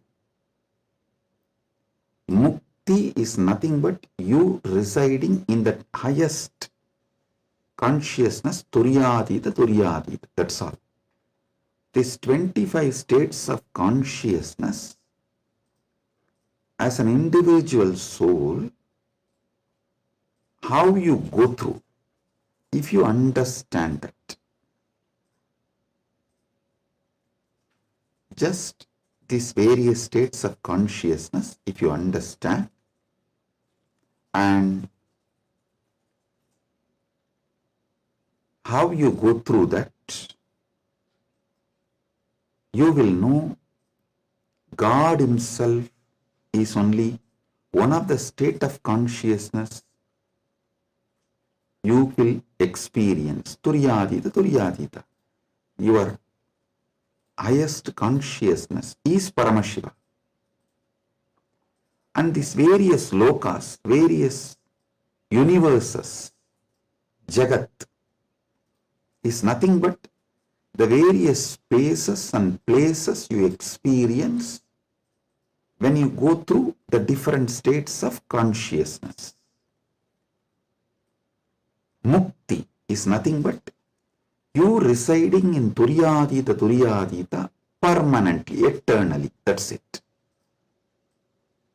Now next, Ishwara. What is Ishwara? Yeah. Entity which has independent intelligence, Sat, its existence, Chit, conscious about its existence, Ananda, blissful because it can play with its existence and powers in any way. That is Ishwara. From the point of view of the Ishwara, if you see the 25 paces of Paramashivam, 25 paces of Paramashivam. Listen, from the point of Ishwara, if you see, even Jagat is one of the God. The every part of the Jagat you see is one of the manifestation of one God.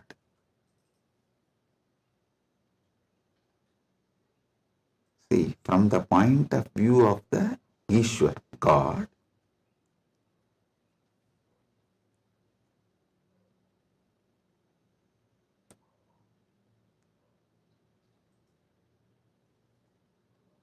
even if you see Ganga, it is not just universe, matter, no, Devi, Ganga Devi.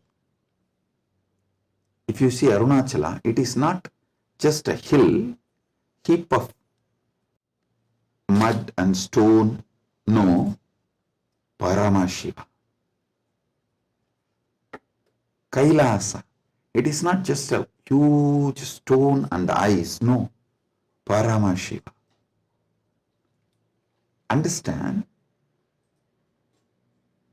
From the point of view of God,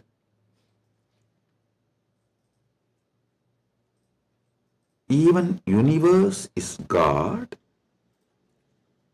and Jiva is just what he lets to play with himself. Ekoham bahushyamaha. It's like he decides, let me play with my creation power, sustenance power, rejuvenation power, pulling out of delusion power, liberation power. He is dancing like a huge fire column. When he is dancing, a small fire particles fly. The fire particle coming out of that huge fire column, that is creation. And that fire particle flying is sustenance. And that fire particle coming back to original source can be called as rejuvenation or destruction, or before it reaches, it just goes here and there, is delusion, and finally it was pulled back into him, into that fire column, and becomes one, liberation. That fire feels like it is almost about to put off, is like destruction. All this, Jiva is nothing but part of Paramashiva left to play with himself. He just lets part of him to play with himself is Jiva. What is mukti from the point of view of God? In every level, not losing your Sat Chit Ananda, that you are the Lord. You are independent intelligence, you have power over everything, and you are blissful about your existence. Not losing this state is mukti. When you become Jiva, if you don't lose this state, it is mukti. Even while you are in as a Jiva, that is what is Jivan Mukti. And even when you become a river, Ganga, if you don't lose this Satchit Ananda state, then you are Ganga Devi. You are not just a collection of water flow. No, you are Ganga Devi. So, not losing your Satchit Ananda is mukti from the point of view of the God. Then comes point of view of the Jagat, cosmos, universe. Listen, from the point of view of the cosmos, even God is nothing but his highest space. The highest space in the universe is Kailasa. That space is Paramashiva. Anyone who reaches that space radiates Paramashiva. And the mid-level is Bhumandala. Anyone in this space has an option to go up or down. the freedom of karma. Listen, I am not talking bondage of karma, freedom of karma. You need to understand this word, freedom of karma. Yesterday in the Satsang, project mandala.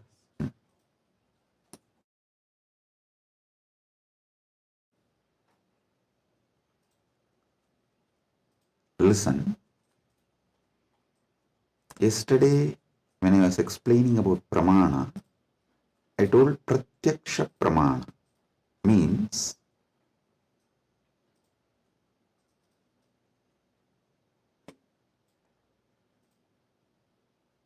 anything you experience through the senses, that knowledge is Pratyakṣa Pramāṇa. Direct knowledge gained through sensory experience. But always in Sanatana Hindu Dharma, in all scriptures, you are told not to allow the sensory pleasures, because that can disturb you, divert you, destroy you. So people are repeatedly asking, Swamiji, what about that and this? Listen. Addiction to the sensory pleasures actually stops your ability to have pure Pratyakṣa Pramāṇa. Someone who is addicted to food can never have a proper knowledge about food. What is proper knowledge? Which food is good for your life, which enriches your life, strengthens the flow of your life. You will never have the Pratyakṣa Pramāṇa if you are addicted to certain food. Same way with every sense. With every sense,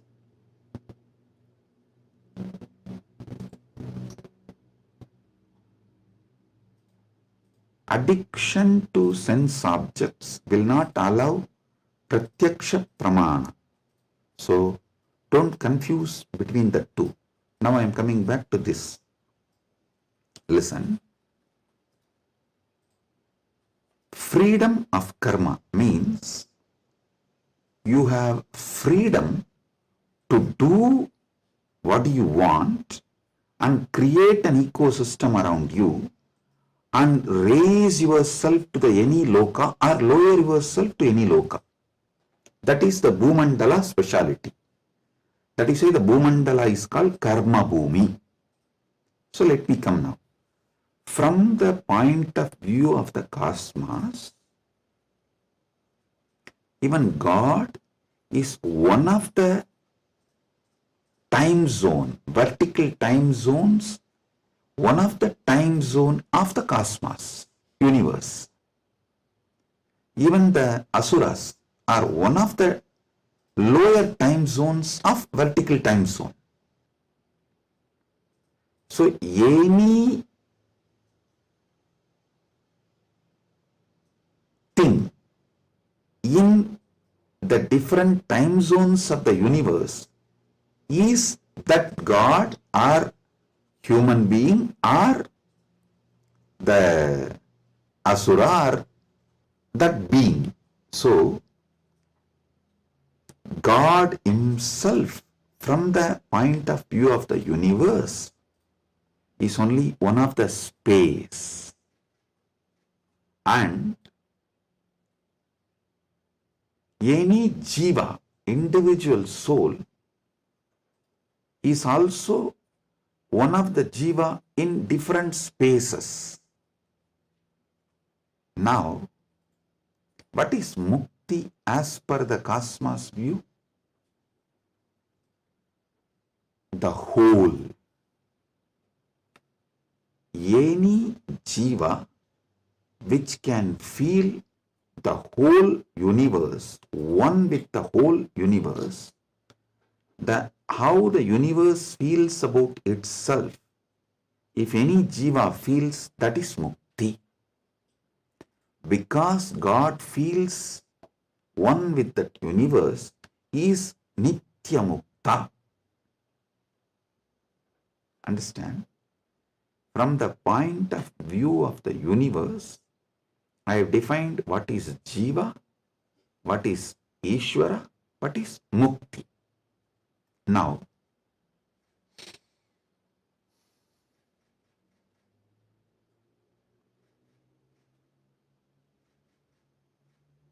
what is moksha? From the point of view of the moksha, I will define what is Jiva, what is Ishwara, what is Jagat. Listen carefully.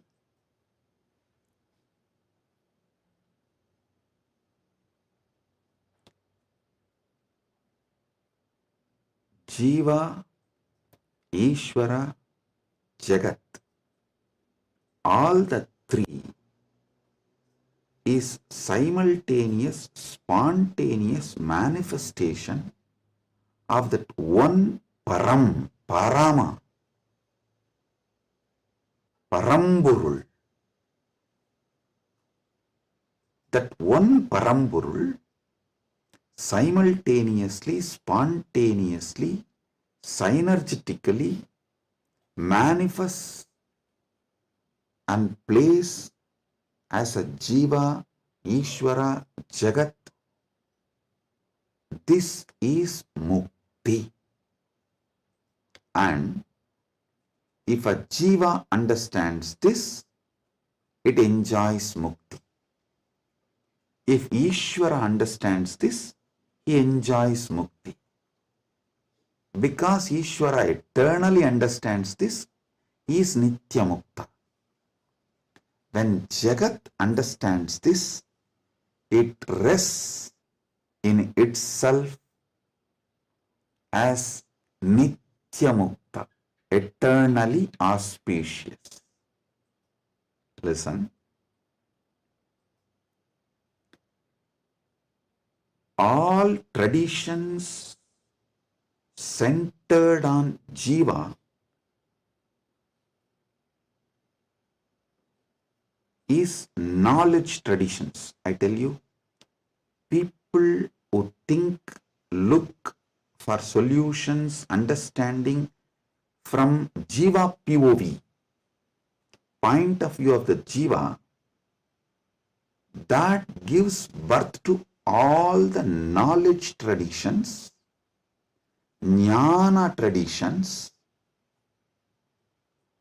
like Advaita and various jnana sampradayas. All knowledge traditions from the point of view of the Ishwara gives birth to bhakti traditions.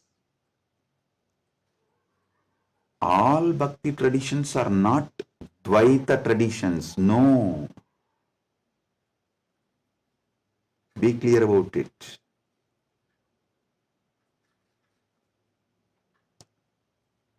All point of view from the point of view of the Ishwara, the traditions originates is Bhakti traditions. The Bhakti traditions starts manifesting from there. This point POV of Ishwara gives birth to Bhakti traditions. Then POV of the universe, Jagat, gives birth to all Vijnana traditions. Jiva-centric understandings, knowledge gives birth to Jnana Sampradayas. Ishwara point of view gives birth to Bhakti Sampradayas. Jagat point of view gives birth to Vijnana Sampradayas. The moksha-centric view is Paramadvaita. What I am teaching, I am revealing to all of you is moksha-centric view. From moksha, how Jiva is perceived. From moksha, how Ishwara is perceived. From moksha, how Jagat is perceived. So, from moksha, if you perceive Jiva, you will perceive even Jiva for moksha. Listen, from moksha, when I teach you about Jiva, even your understanding about Jiva will be for moksha.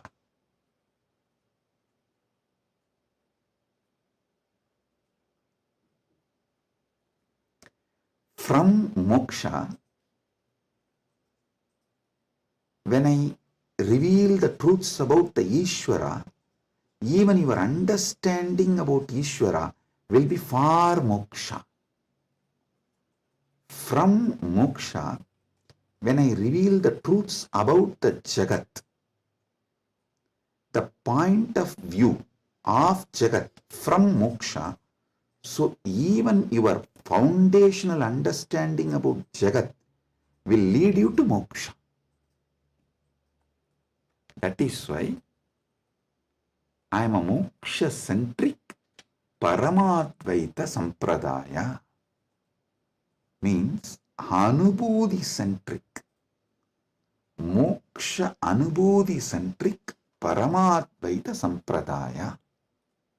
Listen, Ragi Annan is saying, beloved Swamiji, please help me to understand this satsang. Listen. Maybe I'll try to explain more elaborately. Surely I'll make you all understand, and not just understand, live, experience, manifest this satsang. That's the reason this being is manifesting. Paramashiva is manifesting as this being. So listen.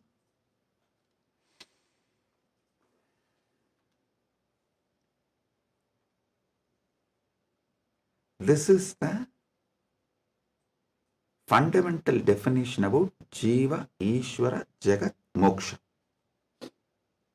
Now,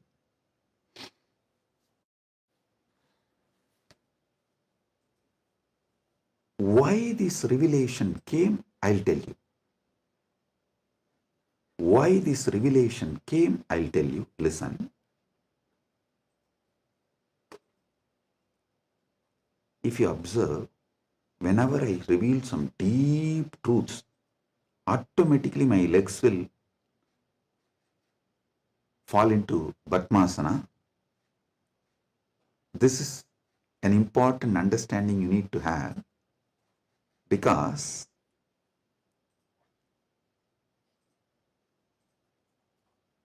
the truths, the powers manifesting through your body, and the posture in which your body sits as direct relationship.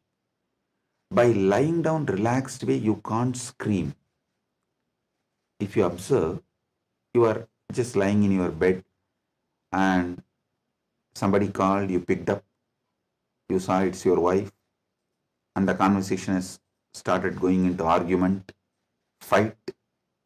By the time it becomes fight, you will not be able to be lying down and fight. You would have already sat up. If you observed this, if there is an argument or a fight, even in the phone call, you won't be able to be lying down and do that. You would have already sat up. The body, posture, asana, and the happening of your consciousness as close relationship. Listen. Now I'll tell you how these great Paramasatyas, ultimate truths, Paramashiva downloaded. Because continuously I am working on Kayakalpa process. Still, I have not yet announced it to public, but I already started making all the arrangements. We have 4,000 hectare land, means around little more than 8,000 acre land in Ecuador, given to us by one of the indigenous nation,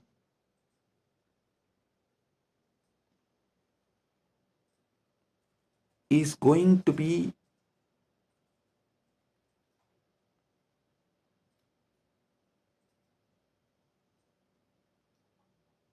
world's largest monastery.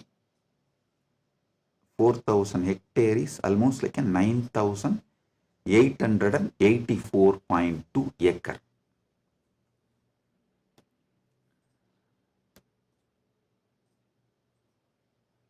This land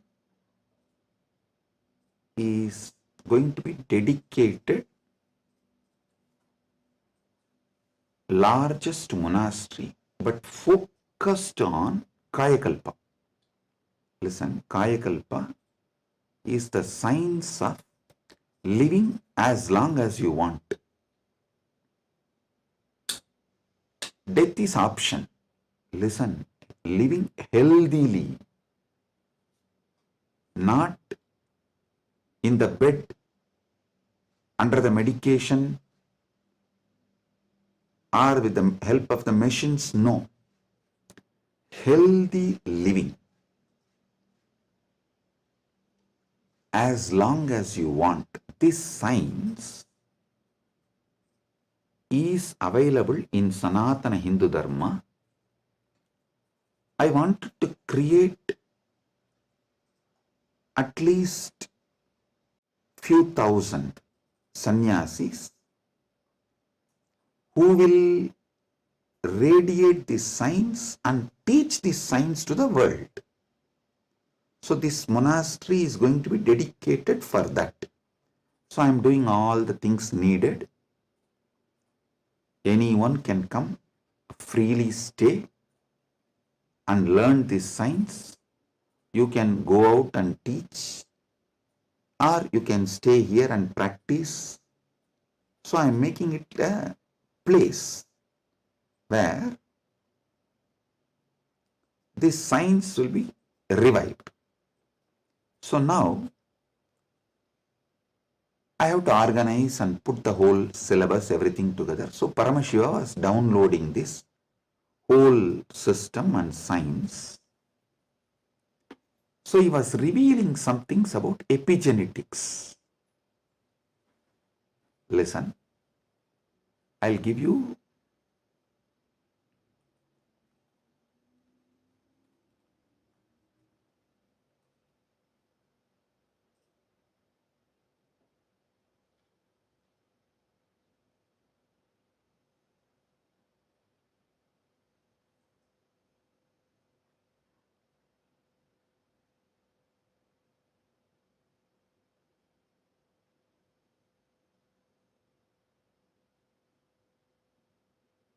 listen, I am reading out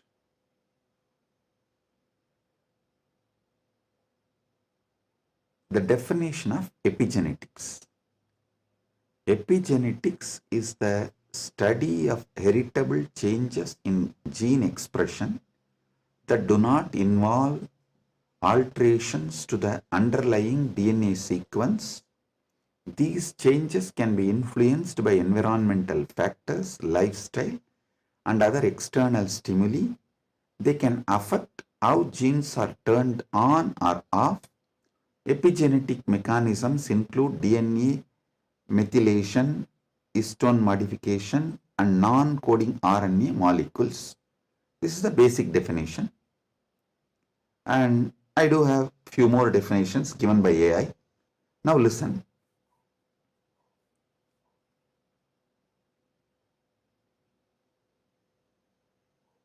I also saw a show in India Today Conclave, Playing God. I can tell them to project that link, all of you can watch. So I was looking at this kind of a discussion. I saw the science is also progressing in this line. And in that discussion, there are three different. One is ISKCON Guru talking about Gita, and another one is talking about making a profile. Eternally it will be there in the social media even after you are gone, and it will tweet, post photographs like that, and social media profile. And next one is the biohack. The third person is talking about this epigenetics and all that, how the modern day epigenetic science can be brought in to live long or making death as an option. So listen.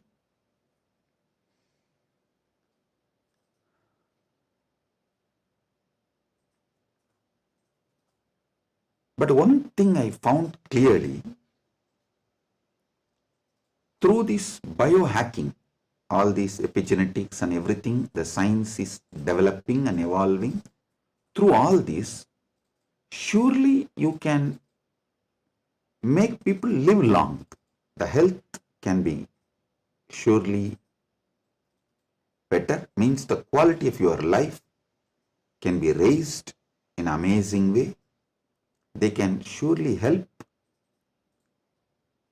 you to live longer, but the science of Kayakalpa is not just living longer. Listen, science of Kayakalpa is living as long as you want and leaving the body when you don't want, coming back and reusing the same body when you want again.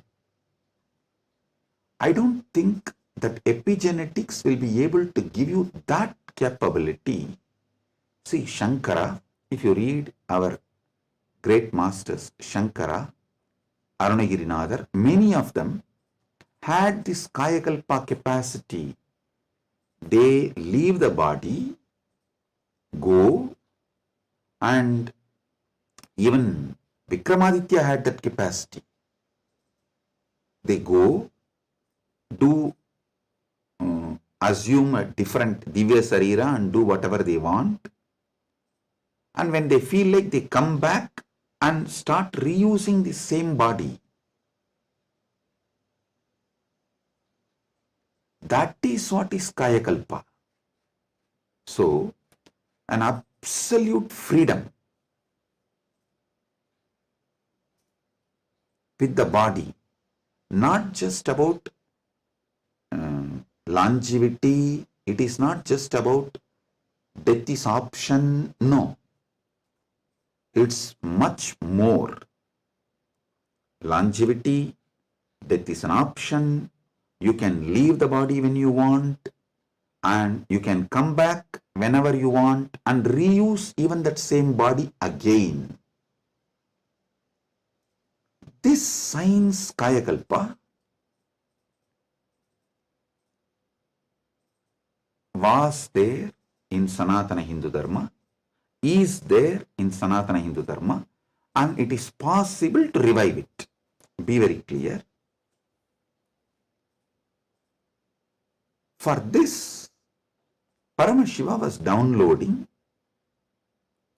He revealed one of the important things, the science of epigenetics, how it is evolving. It can go only up to the level of longevity. It can give health.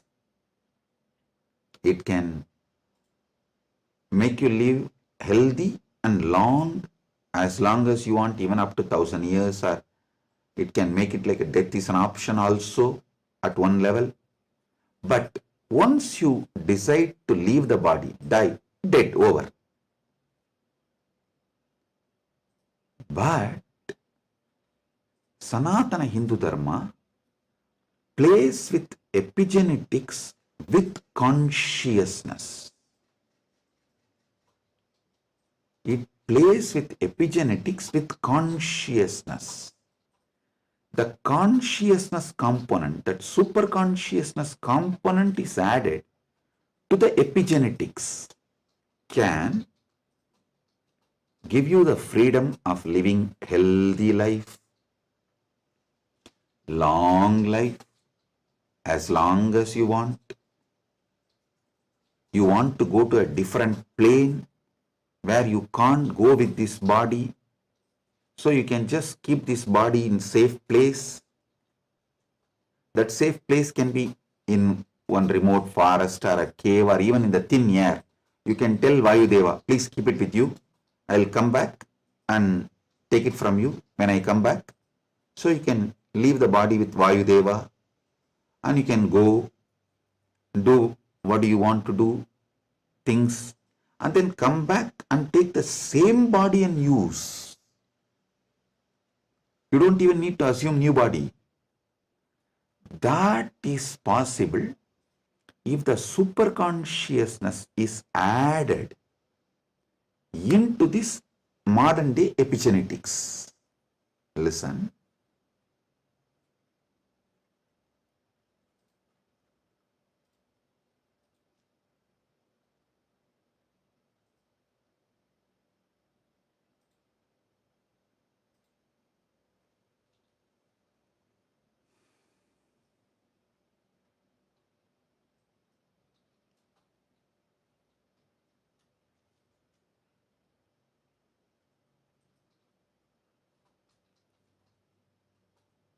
When I was in Samadhi, this is the purpose for which Paramashiva was revealing all these truths.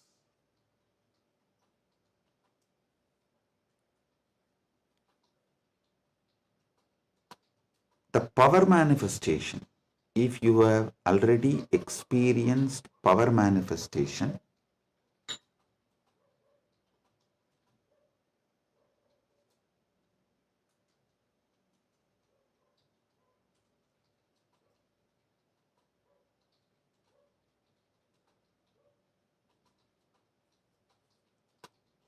how many of you have seen in Kailash Courtyard, Adi Kailash, I'll just sit and initiate, all the Gurukul kids will start manifesting powers. How many of you have seen this with your own eyes? Pratyakṣa Pramāṇa. Raise your hand. Yes.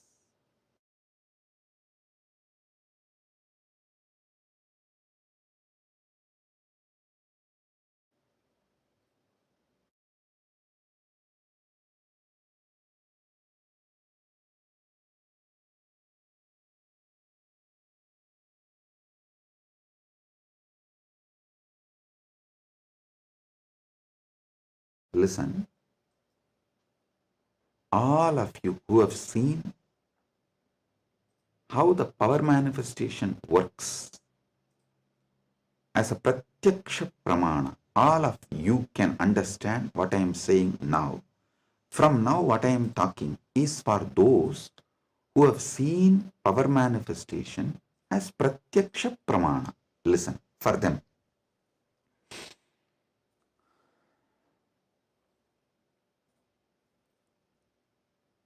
Your DNA is made of the material called Jagat, from the Jagat, Panchabhuta. That's a material. I can say your gene. Made. And made by God, Ishwara, given to Jiva to enjoy. So, the different understandings, truths, listen, each of the truth is one power. For example, if you understand how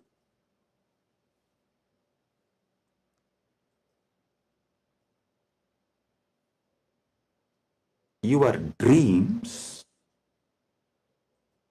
can disappear the moment you divert your attention towards your soul, self.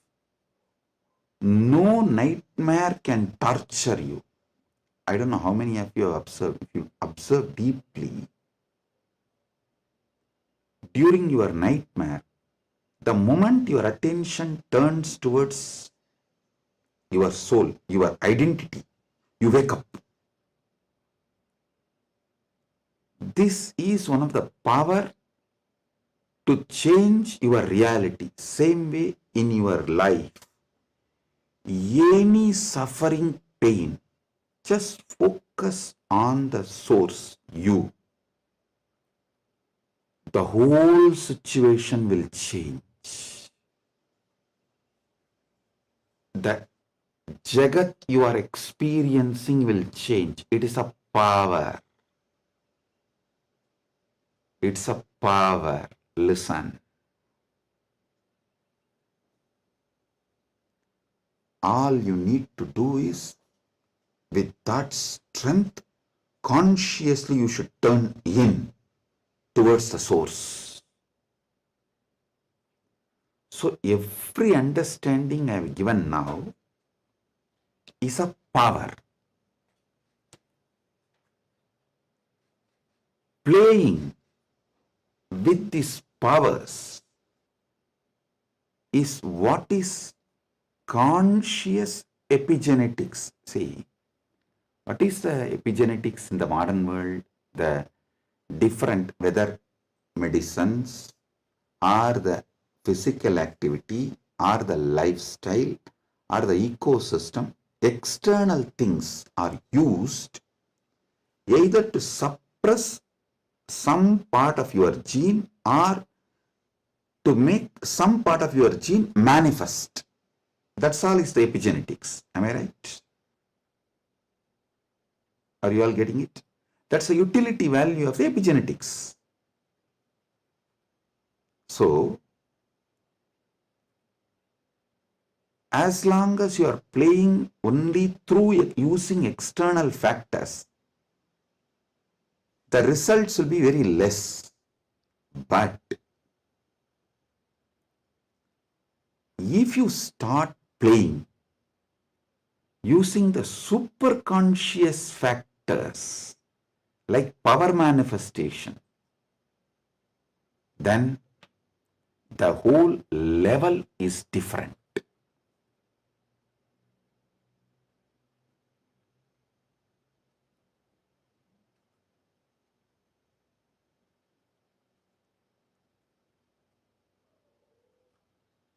That is what I call conscious epigenetics. I can say the Kaya Kalpa can be roughly translated to superconscious epigenetics.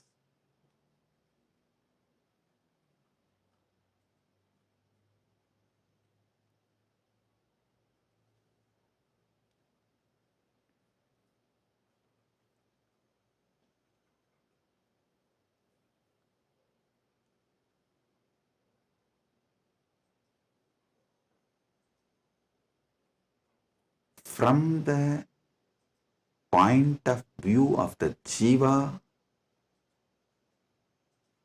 even Ishwara and Jagat is part of Jiva. From the point of view of the Ishwara, even Jagat and Jiva is part of him. From the point of view of the Jagat, cosmos, even Ishwara and Jiva is part of him. From the point of view of the moksha, all four were always one. Even when you think the Jiva, Ishwara, Jagat are separate from each other.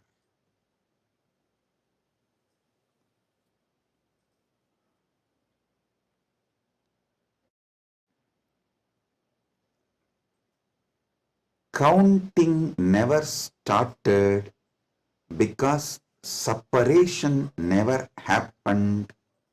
The oneness remains as oneness inside oneness is the point of view of the moksha.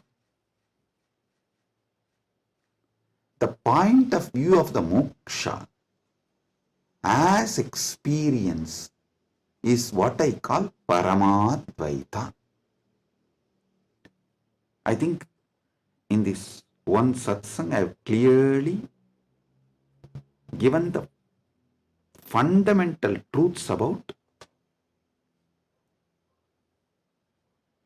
Jiveshwara Jagat, and almost I have given my bhashya, my comment, Paramadvaita bhashya of Brahma Sutra, and how various sampradayas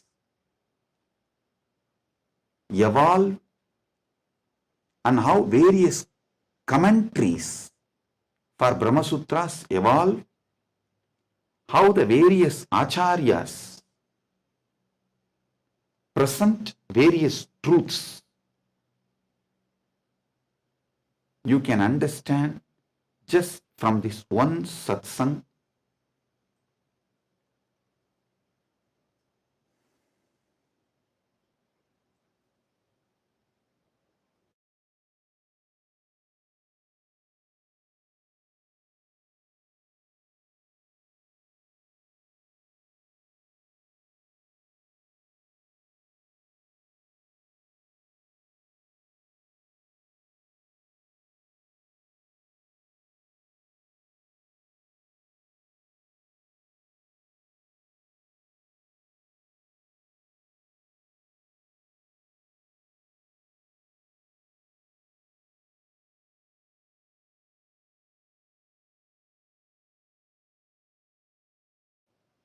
Boom, boom, boom.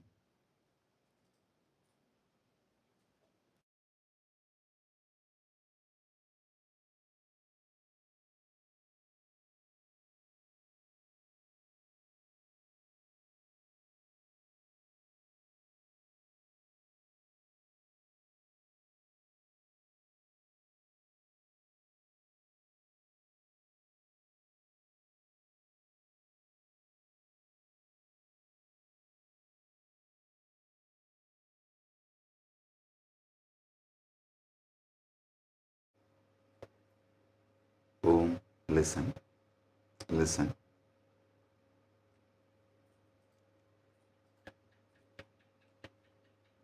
Superconscious awakening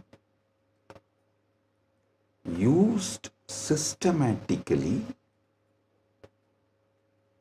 like epigenetics. With the understanding of epigenetics can lead to successful kaya kalpa, and Kailasa is dedicating 4,000 hectare separately for this science. That is going to be the largest monastery in the world, not just Hindu monastery. There is no monastery in the world. The world's largest monastery is 800 hectare, the Buddhist monastery in Thailand. But this is going to be the largest monastery in the world dedicated to this Kayakalpa science. Without superconsciousness getting involved, without conscious science getting involved, epigenetics alone cannot make Kayakalpa possible. Maybe epigenetics will be able to help you to live long, healthy. That may be possible. Surely I am seeing it as a possibility. Epigenetics can make it into reality. But if the superconscious science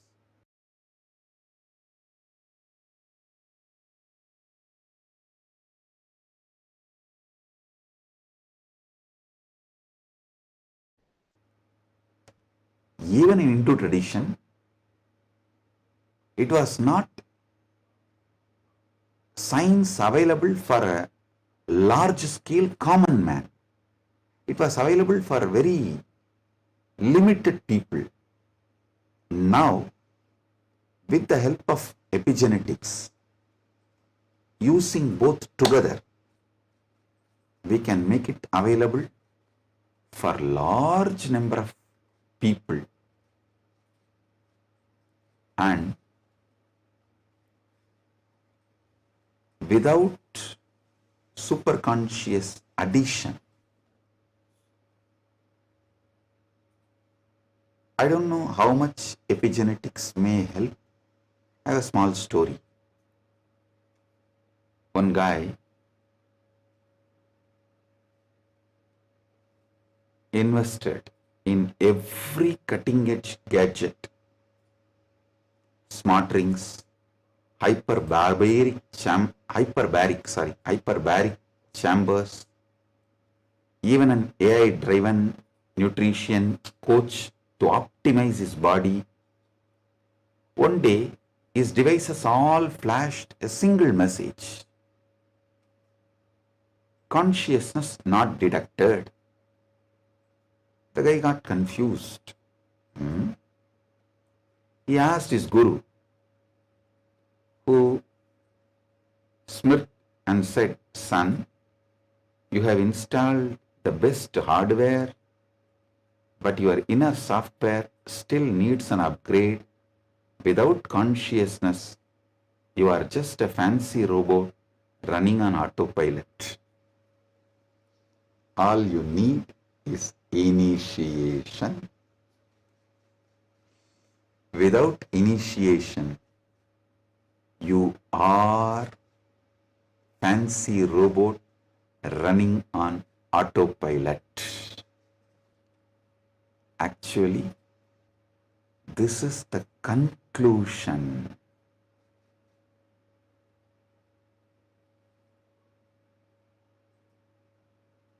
Of the whole satsang.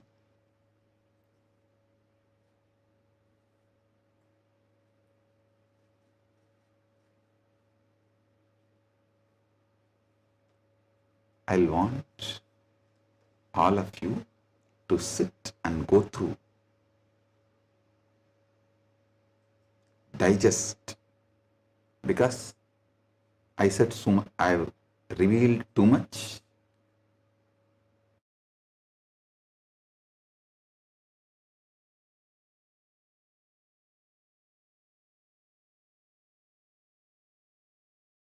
I've revealed too much. You need to sit and start digesting, chewing. I strongly recommend all of you to watch this satsang 3-4 times,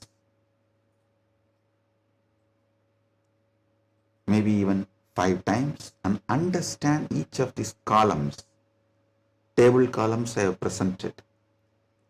The Jiva related 25 states of consciousness, Ishwara related 25 paces of Paramashiva, Jagat related 14 dimensions of the universes, vertical time zones. So, go through all of it. Then you will understand. I have given you terabyte and terabyte and terabyte of information. I have not just cleared thousands of your questions. I have given you tools to answer millions of others' questions. Blessings. Be blissful. Blessings.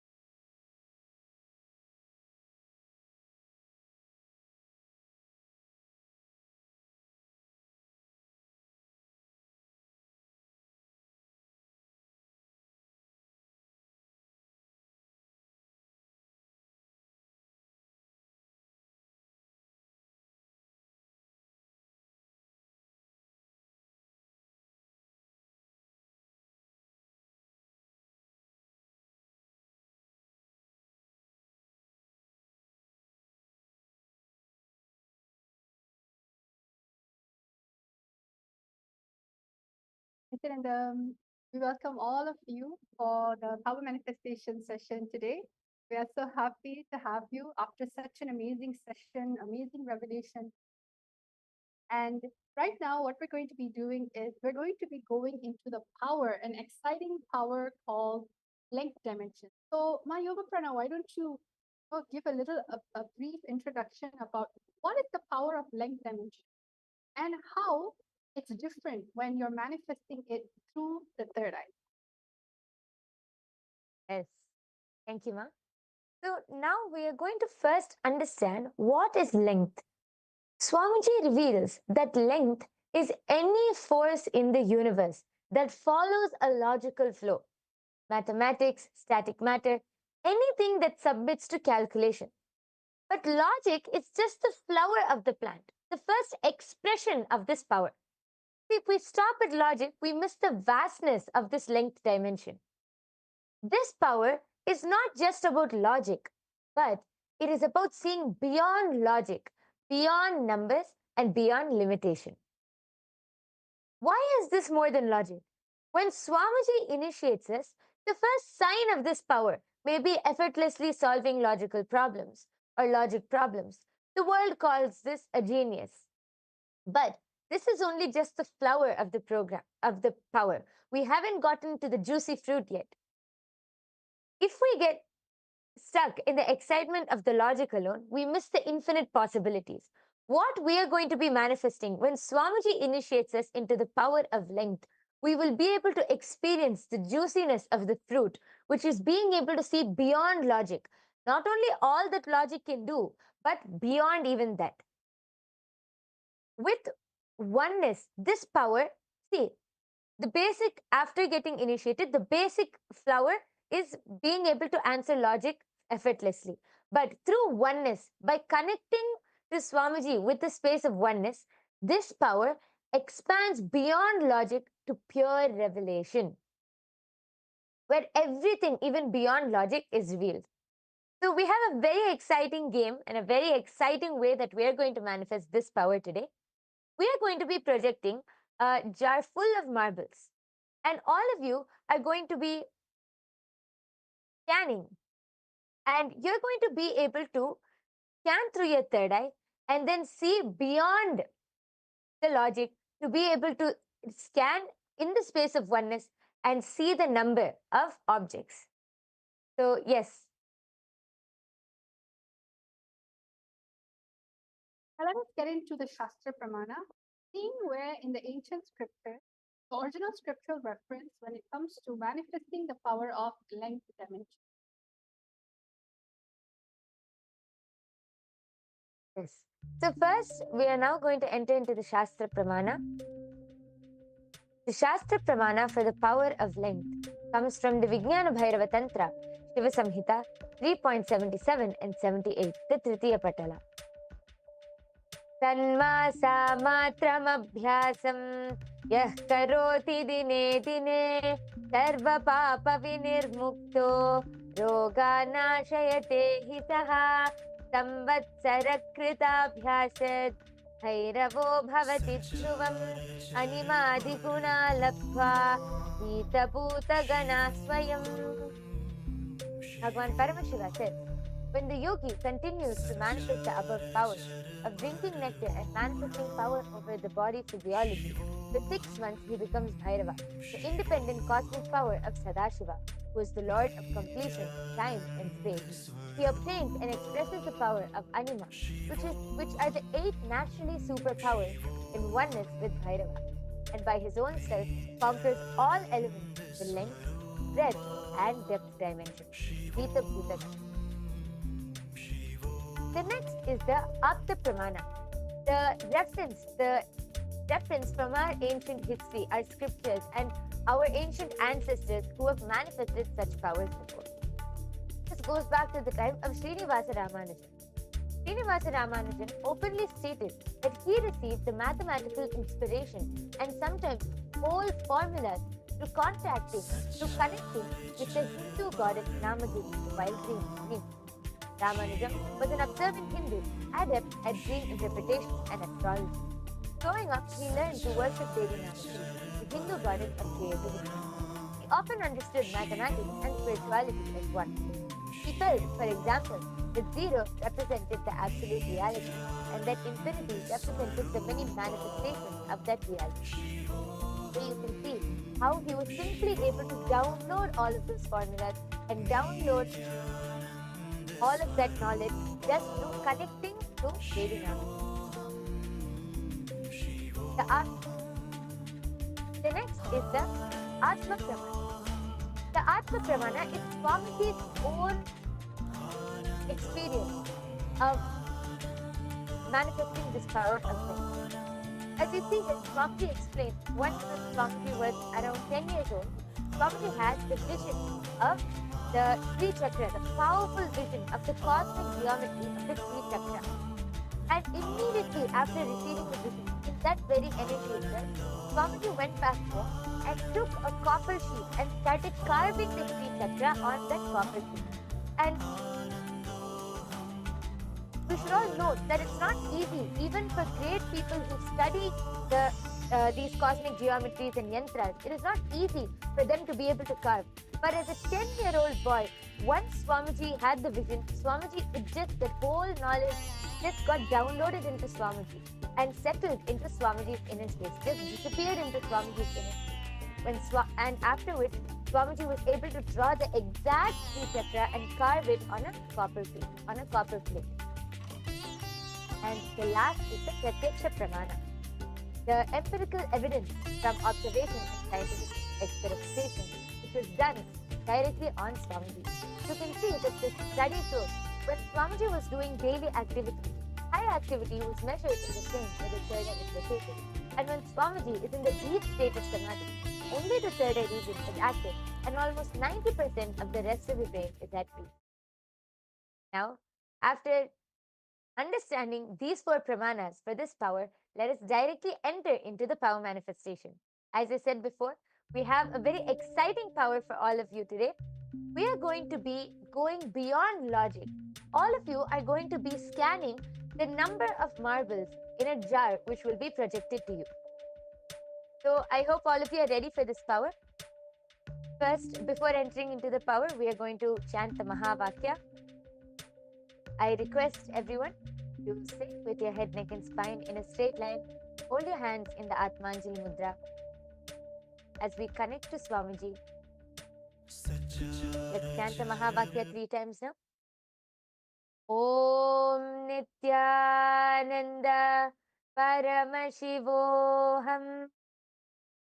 Om Nithyananda Paramashivoham. Om Nithyananda Paramashivoham. So now what is actually happening is that if you can all see in the screen that we have, this is actually a marble generator, okay? And what's going to happen is that there's going to be multiple marbles being filled in a jar. You will not be able to know how many marbles are there. Even if you try to count it, we're only going to actually allow all of you to see it for 30 seconds. And it's going to be going on complete rotation. So what we're going to do is you are going to scan through your third eye. Right now, I've stopped shuffling it.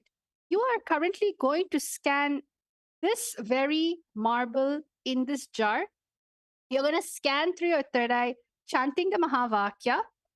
And you are going to ensure that you are only doing this through your third eye and nothing more. During this time, to be completely authentic. Actually, even right now, we're going to actually sharing only the part where you can just take your time to actually connect to Swamiji instead of getting distracted or maybe using your logic to count the marbles. We projected the marbles for a few minutes, maybe not even few minutes, few seconds for all of you. But take this time to connect to Swamiji and scan how many marbles were there in the jar when we were showing it. Just take this moment. Connect with the power of oneness. See, anyone can use logic, but what's the difference is the powers. Connecting to the third eye and manifesting through it. Now let's all start. We will give all of you a total of 1 minute.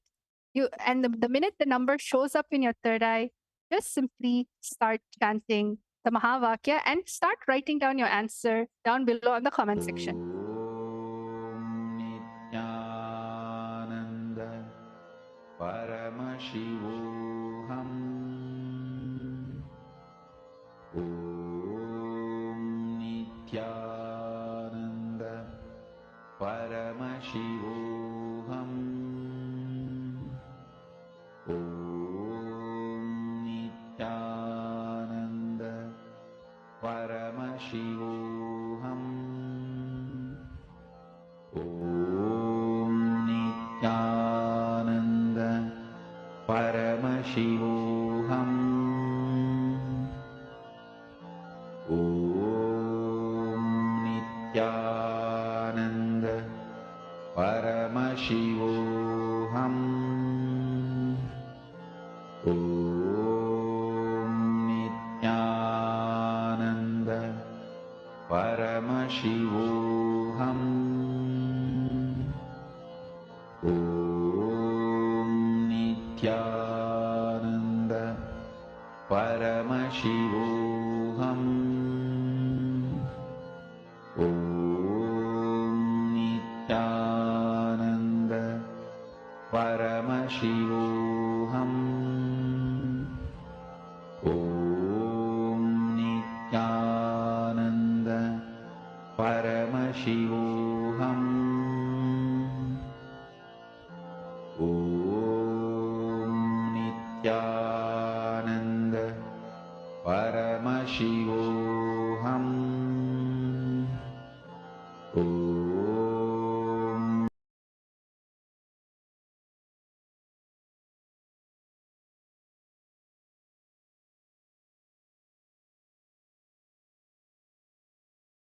Yes. All of you can open your eyes now. I request all of you to go ahead and start typing down your answers. Whatever number was revealed to you in your inner space, please go ahead and type down. I can already see a few comments coming in. Tiana Forrest has put 83. Krishna Sri Kumari has put 273. Aravind Bowman has put 108. Yes, I request all of you to keep posting. Keep posting whatever was revealed to you in your inner space, and we are soon going to be revealing the answer. Beautiful thing about this is during this manifestation, you'll feel like it's so effortless just to receive the information. If this was taught in schools, or maybe you're, taught to have so much pressure to think, but in yogic sciences, especially Shaktis, it just effortlessly just gets downloaded. I'm able to see so many people commenting down below. You have John, like at 45, Tanya, 57, you have Pranav, 76.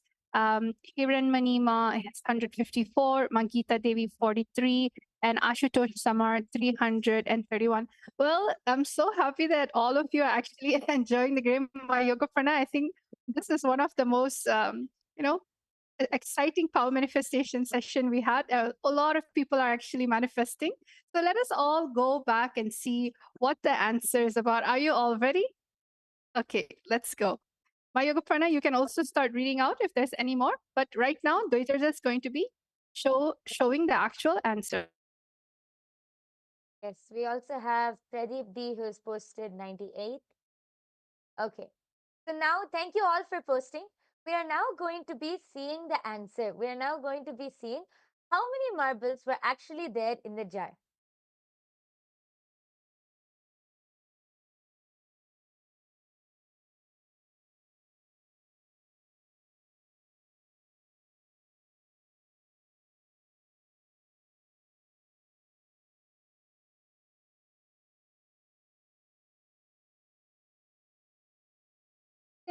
So everyone, as you can see, this was the same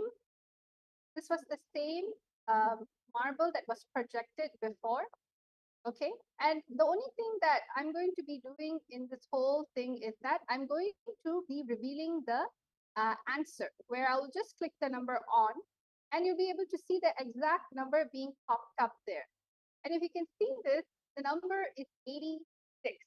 So whoever was very close to this number, congratulations. We have Master Yes, Vimal we who have my said- sweet Vimal who has posted 80. So you're so close, Ma. Yes. And also Tiana Forrest who said 83. That's really good. And Yes. for some people, they're still posting 82. So all of you who got in the range of 80, at least 84, 83 to 86, you can see that how the manifestation is happening. If you were just to sit more longer, definitely it's going to happen. So congratulations for who manifested the power. Okay, that's such an exciting round. Now let's do round number 2. This time, again, I'm going to switch off. I'm going to switch off the jar. I'm going to empty it. Okay. And now I'm going to be shuffling in different marbles. And this number and this range is actually different every single time. It keeps on shuffling to a point where we stop with the random order. The only thing you need to do is rely on your third eye. That's all. So now we have stopped. We have stopped the marble juggling. Now we are going to be going into the actual manifestation. So let us all now start with the manifestation. Remember, Swamiji in the third eye, chant the Mahavakya, enjoy this session while connecting to Swamiji in the third eye.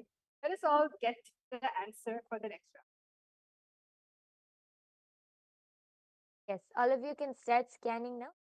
Please go ahead, chant the Mahavakya, connect to Swamiji, and Swamiji will simply reveal the number to you in your inner.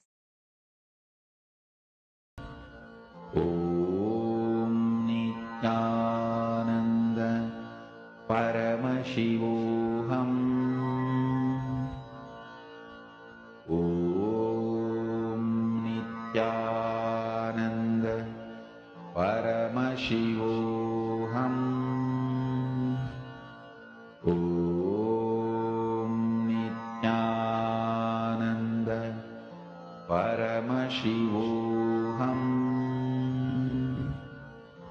ॐ नित्यानन्द परमशिवोऽहम् ॐ नित्यानन्द परमशिवोऽहम् ॐ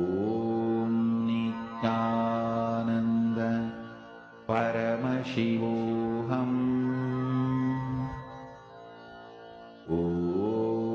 ॐ नित्यानन्द परमशिवोऽहम् ॐ नित्यानन्द परमशिवोऽहम् ॐ नित्यानन्द परमशिवोऽहम् ॐ नित्यानन्द परमशिवोऽहम्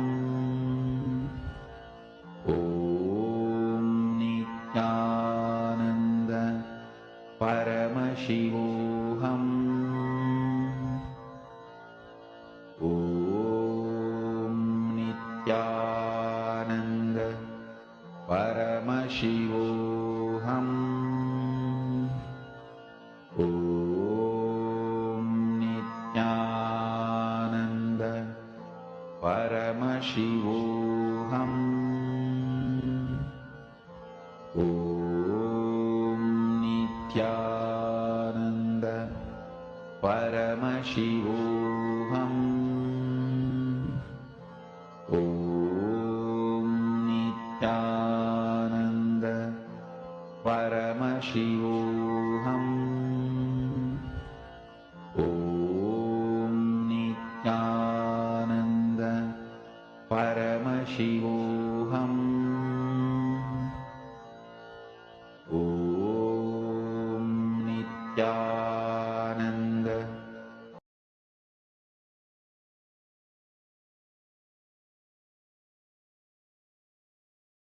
Yes, relax. All of you can open your eyes now. I request all of you to please go ahead and start posting your answers in the comment section now. I can already see a few people have started posting. I request all of you to go ahead and post your answer. what is the number which was revealed to you in your inner space? I think this is one of the most exciting power manifestation session. Everyone is completely involved. And remember, just be authentic and integrated to what is shown in the third eye. It's not a guessing game. See, anybody can guess, anybody can manually calculate it. The whole point is third eye is an intra organ inside of you, alive. It is consciousness. It is Paramashiva. It is Swamiji himself expressing through you. And that's something that you can't find anywhere. Having Guru as your guiding light, guiding force, even throughout these games, even throughout life. So I'm seeing a bunch of numbers coming up. So Ma Yoga Prana, why don't you start sharing everyone's name and the numbers that they have scanned? Yes. Yes. So here we can see Ma Geeta Devi has posted, I think Virupaksha has scanned 74 and Vasishta has scanned the number 39. Ma Tiana Forrest has scanned the number 76. Ashutosh Sharma has posted 112. Ma Hiranmayi Mulukutla has posted 103. Pradeep D has posted 108. And John Leggett has posted 114. And Pranav Manikandan has posted 97. And there's another person who has also posted 72. Yes, we have so many people posting. Thank you all for posting. Please go ahead and keep posting. We're going to be revealing the answer now. So I request all of you, if anyone else has wants to post what was revealed to you, please go ahead and post your answer in the YouTube comment section, and then we're going to be revealing the answer. So are all of you ready to see how many marbles was there this time in the jar? Yes. So now let's break the suspense for everyone. So Nityanandam, everyone, Dwaitara is going to click this very button. You can see live. And the number is 95. The number is 95. So it's a little higher than what it was before.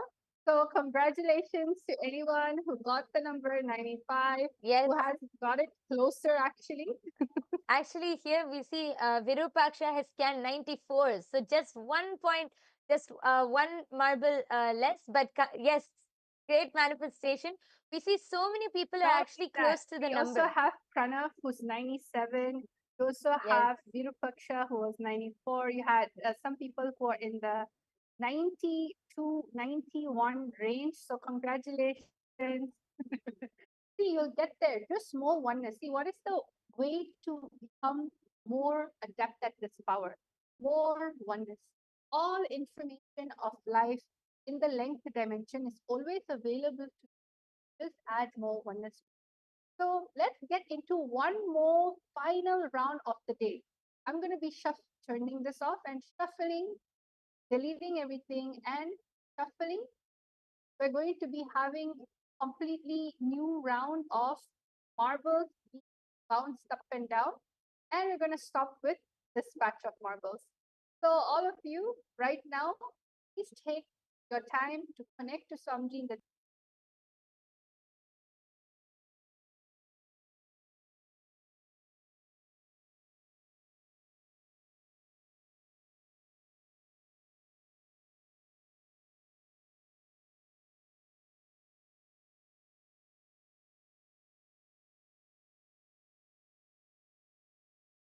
शिवोऽहम् ॐ Nityanand Close your eyes.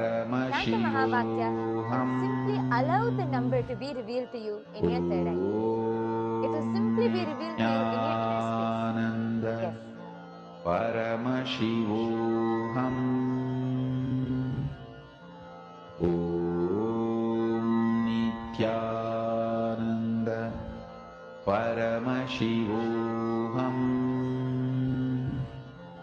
ॐ नित्यानन्द परमशिवोऽहम् ॐ नित्यानन्द परमशिवोऽहम् ॐ नित्यानन्द परमशिवोऽहम् ॐ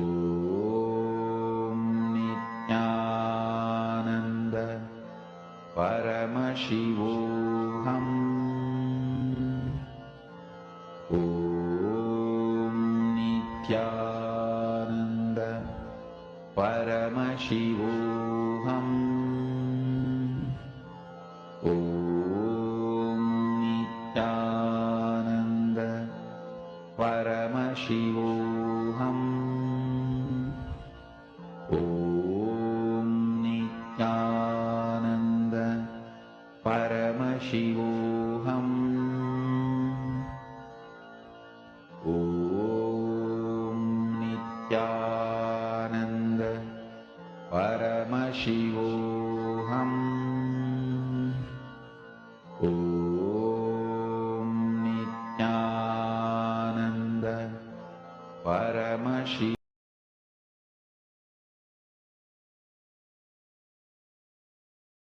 Yes. Relax. All of you can open your eyes. I request all of you to start posting now.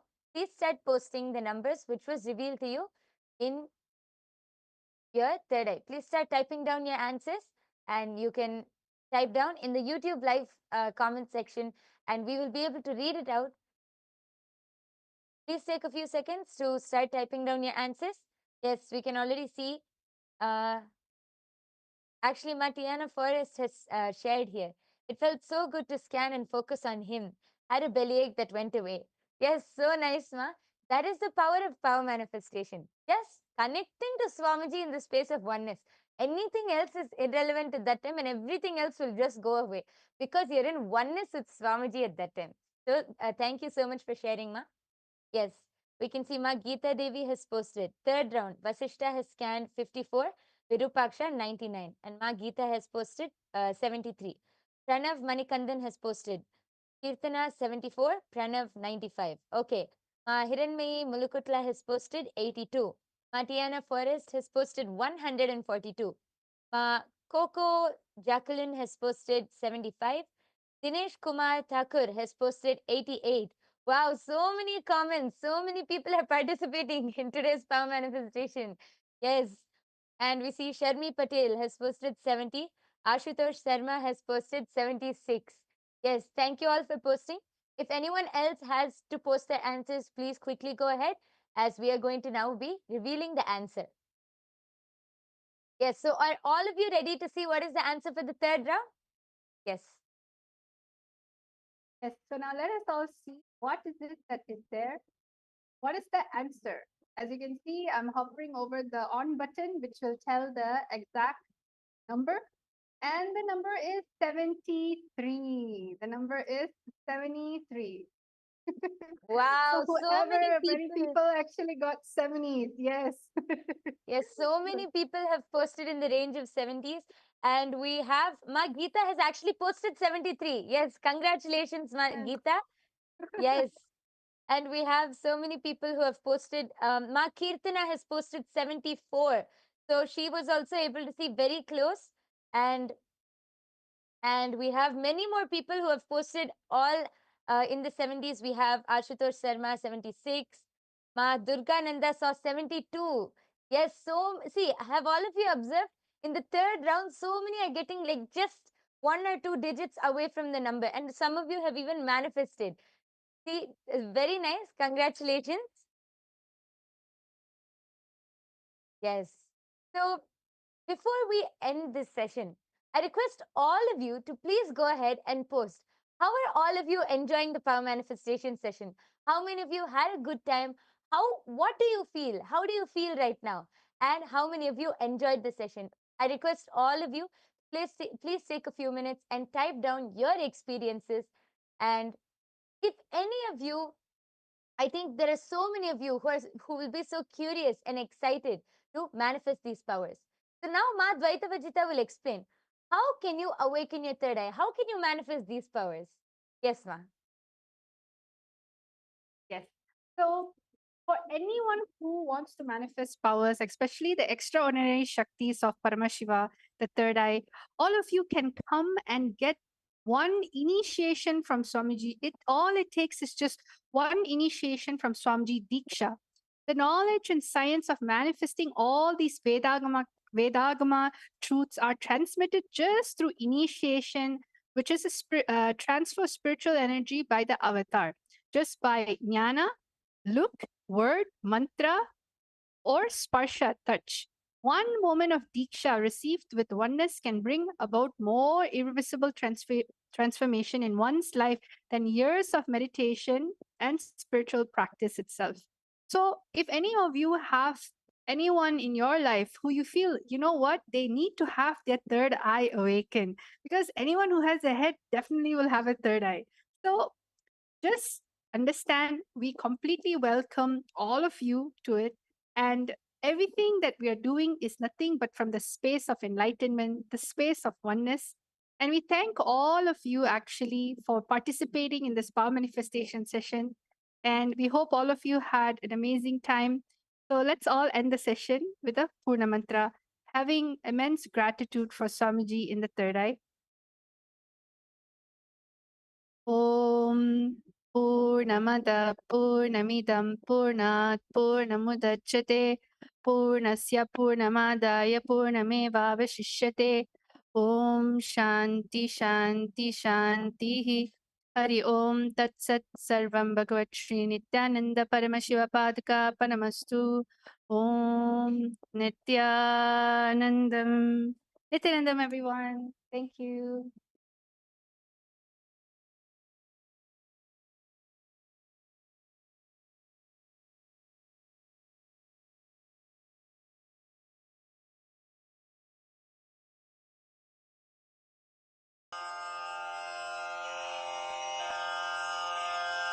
श्रीकैलासोन्नतद्वादशान्तश्यामलापीठारूढ श्रीमीनाक्षिसुन्दरेश्वरा भिन्नस्वरूप परशिवपुत्ररत्न Kumar गुरुमण्यतुल्यावतार श्रीपार्वतीस्तन्यपानलब्धदिव्यज्ञान विश्रुतसकलनिगमागमसारभूतद्राविडवेदप्रवक्त्रे श्रीमत्परमशिवकरुणासमधिगतमुक्तामयचतुरश्रयान् गीयमानछत्रचामर श्रीचिह्नकाहलादिसमस्तबिरदावल्यलङ्कृत ज्ञानविज्ञानचक्रवर्ती सर्वजनसङ्घसद्यो निर्वाणदीक्षाव्ययापवर्गवर्ष विश्राण Jimuta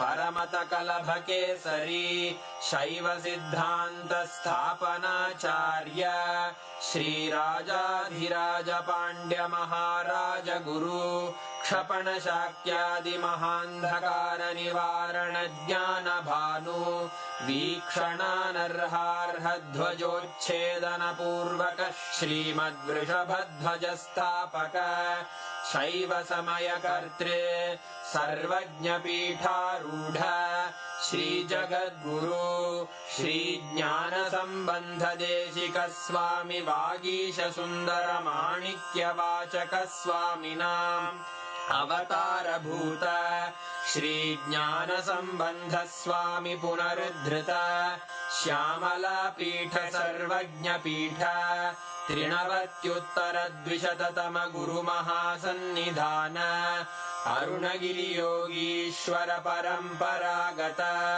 Arunachal सर्वज्ञपीठ गुरुमहासन्निधान Kailash परम्परागत काञ्ची कैलास सर्वज्ञपीठ त्रयस्त्रिंशदुत्तरद्विशततम गुरुमहासन्निधान नित्योत्सव नित्यमङ्गल नित्यकल्याण नित्यरजित कैलास परम्परागत आदिकैलास नित्यानन्दपीठ महासंस्थान महासिंहासन पीठकर्तः साक्षात् श्री परमशिव समुद्भूत कैलास परम्परागत वैवस्वतमनु इक्ष्वाकु हरिश्चन्द्र भगीरथ श्रीरामचन्द्र शूरसेन इत्यादि अनवच्छिन्न सार्वभौम चक्रवर्ति परम्परागत चतुष्षष्टि योगिनी मंडित